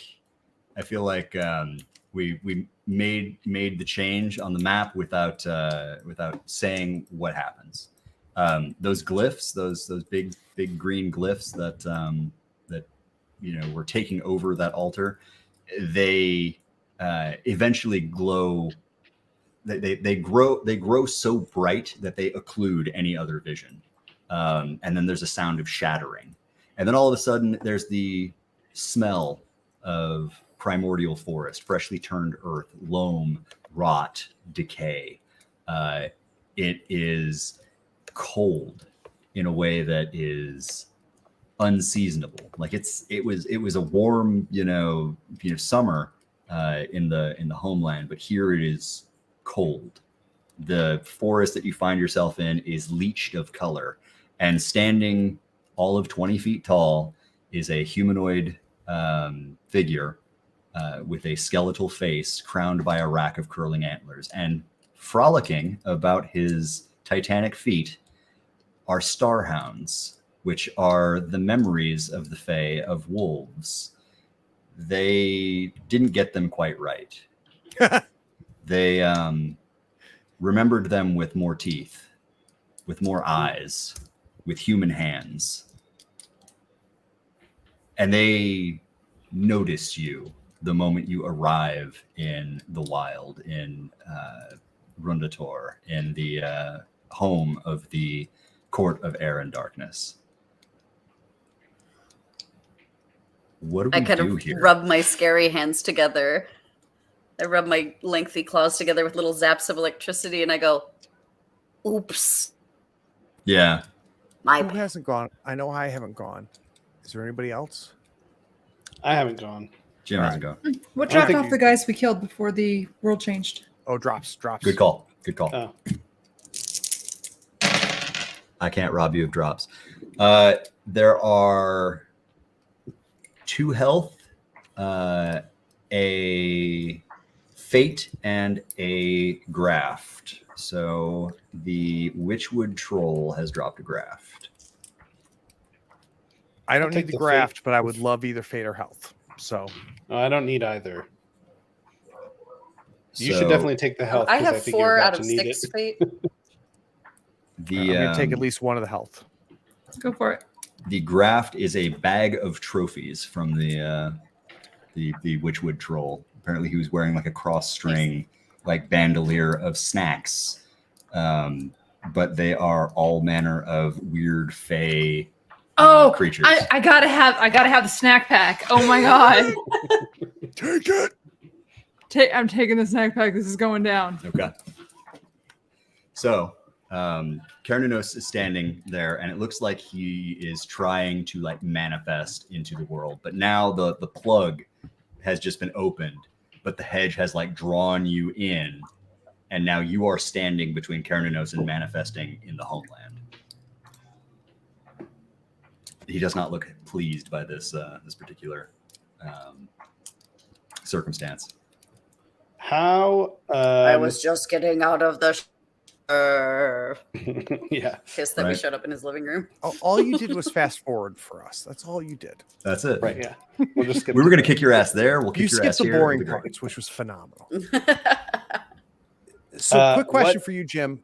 Yeah. When reality shifts, right, and we see the 3 little threats, the big threat, and I'm right there, you could see me holding back, waiting for the numbers to reduce. Do you know? Oh yeah. Yeah. I think that's like intrinsic knowledge. Yeah. So I think What band are we in relation to them? I think that you are near. The Bastion is, I think everybody except the Starless Knight is near. The Bastion is close. I think the Wolves are, like, this one is obviously like close to Bastion and the Roar. I think this one is near to Same. This one is close to the Emberheart. But talk to me about what you're trying to do here. I've got a couple options in one of my powers I haven't used yet, and it's the push back the darkness. Nice. Which is only for things that are close. So I'd need to pop in and do something at close range. Yeah. So I was thinking I'd probably just go over to this wolf over here. Okay. To my southwest. Yep. Smack it with my weapon in close range, and then just throw it away. Darkness. Go away. Knowing that Smash Ray it with is a very hammer. ranged. Do it up. I want to And see then that. let the other peeps deal with the other guys. So all right, so I'll mosey on over. Yep. And as you mosey, like, are we seeing the big flaming flail? Is that what we're attacking with? Uh-huh. Okay. Nice. It's coming out the sheath. Fair enough. Yep. As my grandpa used to say, when in doubt, whip it. Never mind. That's fair. You said that. Never sober. Yeah. All right. But, my grandpa, a very troubled man. Let us never speak of him again. Right. He went to a lot of sensitivity classes after that. Yeah. Do we think that this is a might roll here? I think so. Because I was looking up the might words are brute force, unrelenting endurance, overwhelming power. I think that's the goal here. I think so. I'm seeing almost like Witch King of Angmar, just like smashing like regiments. Walking right? up, walking up and getting it ready, and then as soon as I get there, just chomp. Only it's butt kicking for goodness. Might is 1. Okay. What do I do for a 1? You have 2 actually, because Navi's beacon is still up. That's right. Oh, right. Okay. Clutch. 4 is the highest of the 2. All right, cool. So it happens, right? You deal your damage. How much damage does your thing do? I don't remember. 2, but it right? is. It's forceful and heavy. flaming. Yeah. Oh, flaming, right? Oh, so for 3 damage. Yeah. Cool. Which means that a fetch like the Starhound. Yes. No, I'm gonna wait. I have red. I didn't think this through because my forceful is going to push him anyway. Sure. And then he's out of range, so I couldn't do the darkness one anyway. Oh, that's okay. I'll save it. All right. So it's weird because like you've got very much a fire and ice thing happening here because these things radiate the chill between the stars. So even stepping close to it is kind of painful. Like there for a minute, like it opens its mouth as if to howl, and it's just like, have you ever heard the audio of like the Rings of Saturn, like that kind of harsh, like whispering, almost musical? Yeah. So that's what its howl sounds like, and it chills you to the bone.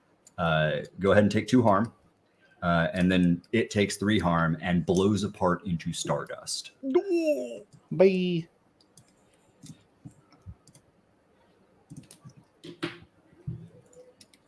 It took how much? It took 2 harm, and that was what sent it. 3 harm. Okay, good. I'm glad I didn't burn that dread then. Mm-hmm. You're gonna want that for Carninos. Can I jump in and take a turn before the Bastion? Yeah, you haven't moved yet, so yes. I haven't gone yet. I'm actually gonna try this like this combo thing again. So I want to shoot this guy with my crossbow. Cool. Real quick. I love that. I love that for us. With a 4. 4 is good. 4 is damage. How much damage? 2 damage minus 1 armor. Minus 1 armor. Good. Yes. Oh, Because it turns out Carnunos is armored. All Kennel Whites are, and he more so. So it penetrates. You see the quarrel like stop as it like hits some kind of runic ward, and there's like a flare of kind of a blue-white energy, and then by degrees, like the quarrel like sinks in and like drills down into Carnunos' shoulder. And you ever heard like a fox screaming in the night? That's the sound it's he so makes. Scary. It's horrifying. It sounds like somebody being strangled. It's awful. Yeah, it's uncanny valley, right? It's so human. And that's how It's so Carnunos human. sounds, which is weird because he's basically a skull with horns. How does he make that sound? We're not sure, but he does, and it's clear that he hates it. Tell me about your combo. What's the combo here? So now I want to use, again, this is becoming my favorite, Crackle and Roar. Okay. And so am I close enough for this guy as well to be medium? No, they're both. Yeah, I would say so. Definitely. Okay. Well, actually, it doesn't matter because I'm gonna use Flash Fry on this guy. Flash Fry. Okay. That's the one that makes them prone, right? So 4 harm, prone, and then +1 harm. 4 harm? 4 harm and prone, and +1 harm from all sources until my next turn. Yep. Feel 4 harm to a single foe, medium or closer. Also knocked prone, taking +1 harm from all sources. I don't even want to do anything else for this. I just want to keep Flash Fry. Can I dump one of my dread into that? Heck yeah. So for 5 harm? Let's dump a dread in that, yeah. Nice. So overall, he takes 3 harm. That's crazy. Yeah, no, that's a hell of an alpha strike. Like you can see, this one does not bleed honey like the Witchward Troll does. The Kennel White doesn't bleed at all, so much as it just begins dripping like runnels of dust that glitters. The Kennel White is like animated star stuff. Whoa. It is not well pleased by this particular development. You can see that its hand, just this massive claw, reaches down to its belt where there is a like tree trunk sized silver hunting horn, and it brings it to its skull and somehow managed to blow a blast, and everybody is thrown back 1 range band, and it begins to rain arrows. Oh shit! Oh no, not the arrow rain. Yep. So everybody's going to take 1 point of harm ongoing. Until he is dead, we will take a point of harm every round. But that doesn't happen yet, though, right? Or it's happening right now. Okay. Not yet. Can I activate my Ghost Among You again? And when I would take harm, I choose another target for the harm? Yes. Okay. I would like to choose the big bad scaly guy. Okay. We can have him inundated with arrows. Cool. So then that was. Is that everybody? I think no, Bastion. I've been Bastion. We've been waiting. Yeah. What did you do? Change of plan. Okay. So I was ready to finish this. And you see me get blown back, and the expression on the statuesque stone face tells you Monument did not expect this. Fall, you see me dig into the ground like a comet into the sand, right? And stand up and then see the hail coming down. There's a lot of things are going to happen at once. One, fists come down and crash into the ground. And immediately we see stone umbrellas come up covering Yes. me, right? So the stone and doors covers me from the area effect coming in. And that was the left fist. When the right fist a half second later hits, they get behind me advancement. Additionally, all allies near or closer cannot be affected by the area effect. So I'm not sure who is within near or closer, but the right fist also causes that stone. Anybody who can move to near is going to be good. Right now, I think outside the range band is the Ember Heart, and the Briarbound Torch.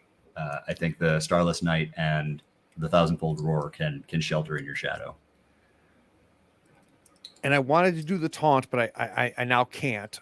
Yep. So after fist, charge forth, I'm going to hook the pike into its eye socket. Nice. Pull it close to me. No mechanical effect. Yell as the fist comes down. Heck yeah. So I'd like to make a might attack. Yeah, that sounds like a might attack. Nice. Power fantasy. Like really, I'm not Power not fantasy. happy. Yeah, because what I was gonna do was a lot cooler than this, but this is gonna have to do. This is very cool. Again, all you have to do is roll a 6. Yeah. I don't have all the fancy extra damage. Okay, other than that's fine. What my friends give me. Yeah. Pick up an extra dread. Yeah. There you go. There you go. So that comes out to 3, right? Yep. 3 points of damage. There's Yeah, there's a +1 from my flash fry as well. Oh shit, that's right. So 4. All right, sweet. I'm tabulating damage. Do we think we see the skull crumple, or like does it shatter? Does it explode? What do you Honestly, I feel what like it think, Shawn, if implodes it's a okay, little. I feel the hook comes into the fist. So I hook the skull into the fist. The fist is not inhibited at all. The fist goes right to the trunk.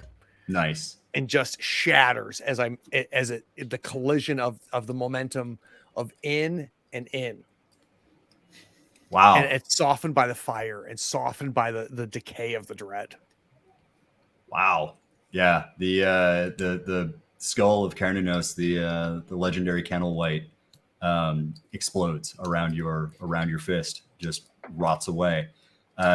It slowly begins to like, it doesn't like vanish, right? Nothing so gauche is just vanishing, but it like crumbles away. Almost like really, really old paper or papyrus or parchment, or something that's pulled up from the bottom of the ocean and just is immediately oxidizing. The Kennel White like vanishes by degrees, and the hounds, the star wolves, they turn and see that the huntsman is down, and they like, you see like there's calculation in their eyes, right? And their tails tuck, and they begin to back away into the canopy of the forest. Are they still considered an active threat, or are they No. leaving? They are leaving. If you want to chase them, you can, but there are a lot out there. I don't think that's why we're here. No, I don't think so Nope. either, because now the No, I tugging, think we did the thing. the tugging is letting go at this point. Like there's a calm, a peace. What does it feel like when you transition through the hedge? I think it's different when we go there and when we go back. Yeah. I think when we go there, that's when it's just like anxiety Mhm. kicks in and the need to GTFO Mhm. and do what we need to do. But once it's going back home, it's like everything is lifted and we're all feeling like who we want to be. Like Like in a a little bit of humanity reinstated Right. and one step closer to whatever our goal is, even though we know as wardens we'll never get there in our lifetime. We're at least one step closer. Never say never. And I'm behind that 100%, because as the things crumble, as the fists collide, and the help I gathered waiting from all of my tribe allowed me to be just the last straw on the camel's back to destroy him. Pure power, pure strength until we're back. So who And is then carrying? It's Who is all, carrying? Go ahead. Sorry. Please, no, go. So who is carrying the rack of curling horns that Carnunos drops? It's in my left hand. Your left hand? Okay. It's in my left hand, and it's a trophy in that second, right? Mm-hmm.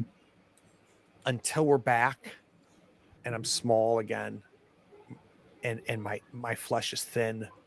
I can't even hold it, and I just fall to the ground, and the rack actually dwarfs me. Now that I'm safe.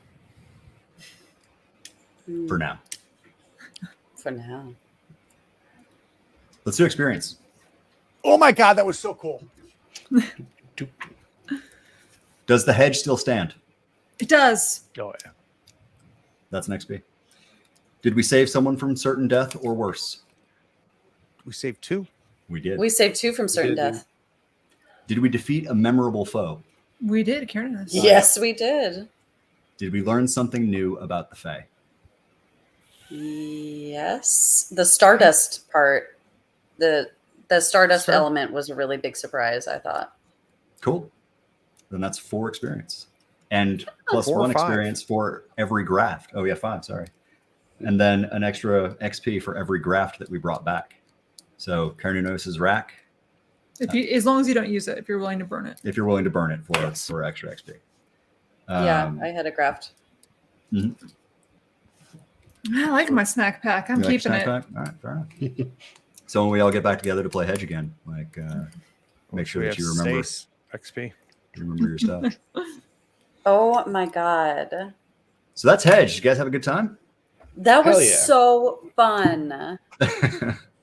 I This did is not lie to great. you guys. Did you say you didn't like us? I can't wait to play. No, I again. didn't lie to you. I told you before Oh. we started. I'm like, Pretty guys, cool, buckle the hell up. We're going. I was your- legitimately thought Craig was like, I don't like you guys. No, yeah, he hates us. That's why we go everywhere. That was, together. that was my face hurts from smiling. Oh, Good. So here's what's great about 5e is you get powerful characters who can do powerful things, and you can really live the like, I've spent my time and effort to build this great ABC, and now I'm going to like go right, and that's an amazing moment in 5e when you get that moment to do it. And what I love here is all of us had like 3 of those. And Yep. and I wasn't counting on my fingers. I didn't spend 45 minutes going through Pathfinder's, choices and stuff. Like, we think it's mechanical that we want, but what we want is just enough structure to build off each other and to just do it. So just like hats off to all of you guys, because I had a huge advantage here having played before.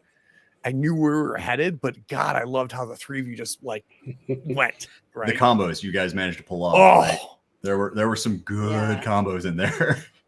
Like, Well, I also don't know. one of the things I love about your system and this whole game is like, when we were reading through the materials, I didn't get all the way through the initial like rules catalog, but Yeah. I didn't need to in order to fully understand how to run this character and bring this character to life and interact with my team. Yep. So I think that is a huge asset. There's a core mechanic page. It's that long. You can run the game. Yep. Yeah. So I ease. guess, I love Shawn, ease. the big question is, Yeah. no question that Hedge is awesome, Oh, thank but how does everyone get it? Okay, so Hedge is available on our itch.io. That is a couple of drakes at itch.io, or sorry, a couple of drakes.itch.io. It's late, I'm sorry. And that's got Hedge, Hearth, Horde, and all the hedgy goodness that you want, as well as our other games. So you can find all that stuff there. And hopefully next year we'll be kickstarting the big omnibus where we get all 12 courts of the Fae, some new wardens, and a bunch of extra. that's systems and breaking cool news. stuff. That's awesome. Take my money. Yeah. Oh, that's Please. huge. That's breaking news. I Shoving didn't know dollars into that. your hand. Okay. Well, I mean, that helps. That keeps cool stuff coming. So, real quick, when you get there, definitely all this stuff is obvious, right? You just saw how awesome it is.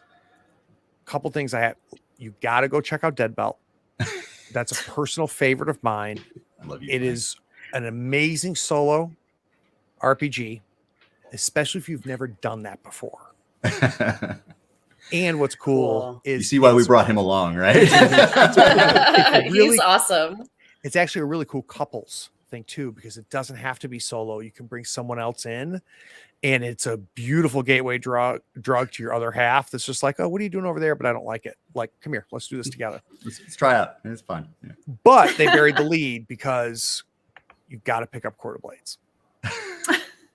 So I am so excited for Quarter Blades. Quarter Blades is Dangerous Liaison with dread, with spy, romance, intrigue, all of it layered. The GM spent 1/10 of the time to prepare for it, as you do with other games, and mechanically supports the whole thing. So just peek it. And there's a lot of other games I didn't mention, but those are the two: Dead Belt and Quarter Blades. How much are we paying, Craig? I don't know, man. Like, I wanted to talk about how awesome Tabula Sono was. Like, the entirety of what we played and ran tonight, like literally 20 minutes. And that was mostly like, how do I import a thing? And then I figured out how to import a thing, and then it was like 10 minutes. It was great. Like the animation and the rotation and everything. Like, I don't think on a grid anymore. Now I think, very much in narrative and in, story positioning and everything. And this actually worked really, really well for a game that is, distances and things like that, because it's all relative, right? And so we don't really have to, we can just kind of move around naturally and, kind of call the ball, and it works super well out of the box. And the minis are awesome. So like, no, I was going to say it works really beautifully and quickly. I was watching as he would drop things on his screen, and they would show up on my screen in like real time. There's like no lag, no delay. When I grab my character and move it, like it works. I have beef with VTTs. They're nitpicky, and like you can't get your thing to move, and it takes you out of your element, right? Or like what's that word? It takes you out of the groove. You're no longer immersed. Yeah, I mean, my immersion is gone because I'm trying to get my damn character to move, and it won't move. None of that. It was just so seamless. Like I love this thing. It's so quick. Great. Yeah, we'll 10 out of 10 we'll use again for sure. Yay! So I appreciate that. And I'll piggyback just real quick though. Like, dumbass here was just like what are we playing on? Like, I didn't know what the hell was going on because I'm an idiot. And like, Shawn drops me a link, I click, log in through Google, and I'm playing. And like, you can't do that with any other VTT. No barrier to entry whatsoever. Yeah, the point and the number one principle that we started off with is it has to be out of the way. Yeah. As soon as we have a feature that takes up too much time, or people have to think too much about, or whatever, it takes away from the game. So rather than playing the tools, I want to play the game. Nice. So the tools should not get in the way. We need to prototype our war game on here. I know. Right. Yeah. All right, we'll talk. Yeah, exactly. Yes, let us please do more of this. This has been so much fun. You guys were awesome. Thank you so much for playing. Y'all are awesome. Amazing storytellers. Thank you for leading us. Oh, it's a pleasure. Pleasure as amazing. always. I'm always happy after playing any game, but I'm excited to play this again. Heck yeah. I really am. Okay. Well, next time we're gonna look at some of the Hearth stuff, and we'll build our character in reverse, and we'll have some ties to the world and some dooms hanging over our head and things like that. And we'll really dig in next time. Very cool. All right. Very cool. Well, thanks everybody for watching and coming. Let's wrap her up. So we've got a couple of drakes.itch.io. If you enjoyed Hedge and all the other games that Craig mentioned, go there and look at them. They're right there. It's super easy to find. And I can't wait to jump into those as well. Tabulasono.com or the link tree that's on the bottom of the screen right now for Tabula Sono. And maybe while you're at it, go look up Craig's stuff too. Craig, you want to do a quick, where do we find you?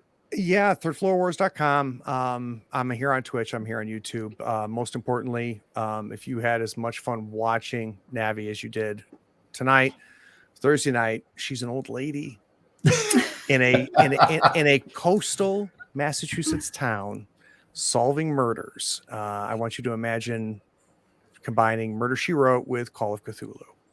Oh my God, that's so cool. It's amazing. And we're on session 2. Session 1 is one of the best first sessions we've ever had on my channel.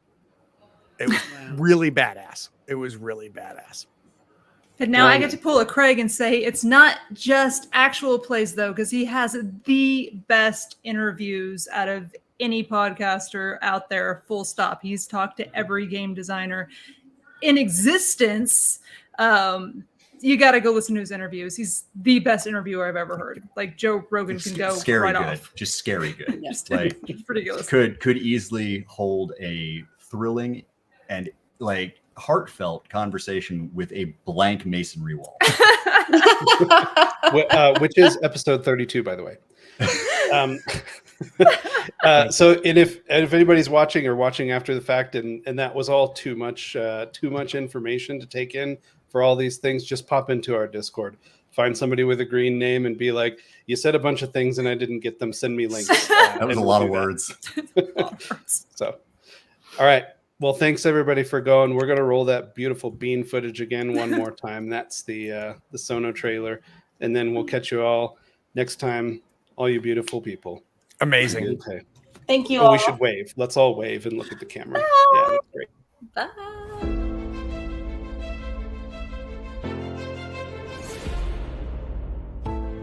Playing tabletop RPGs online shouldn't be so complicated. With Tabula Sono, your game master can quickly and easily build out their world, and you gorgeous epic badass adventurer, can join right in your browser with just a link. No downloads or installs. So import your own 3D character or one from our huge free library, and then just play.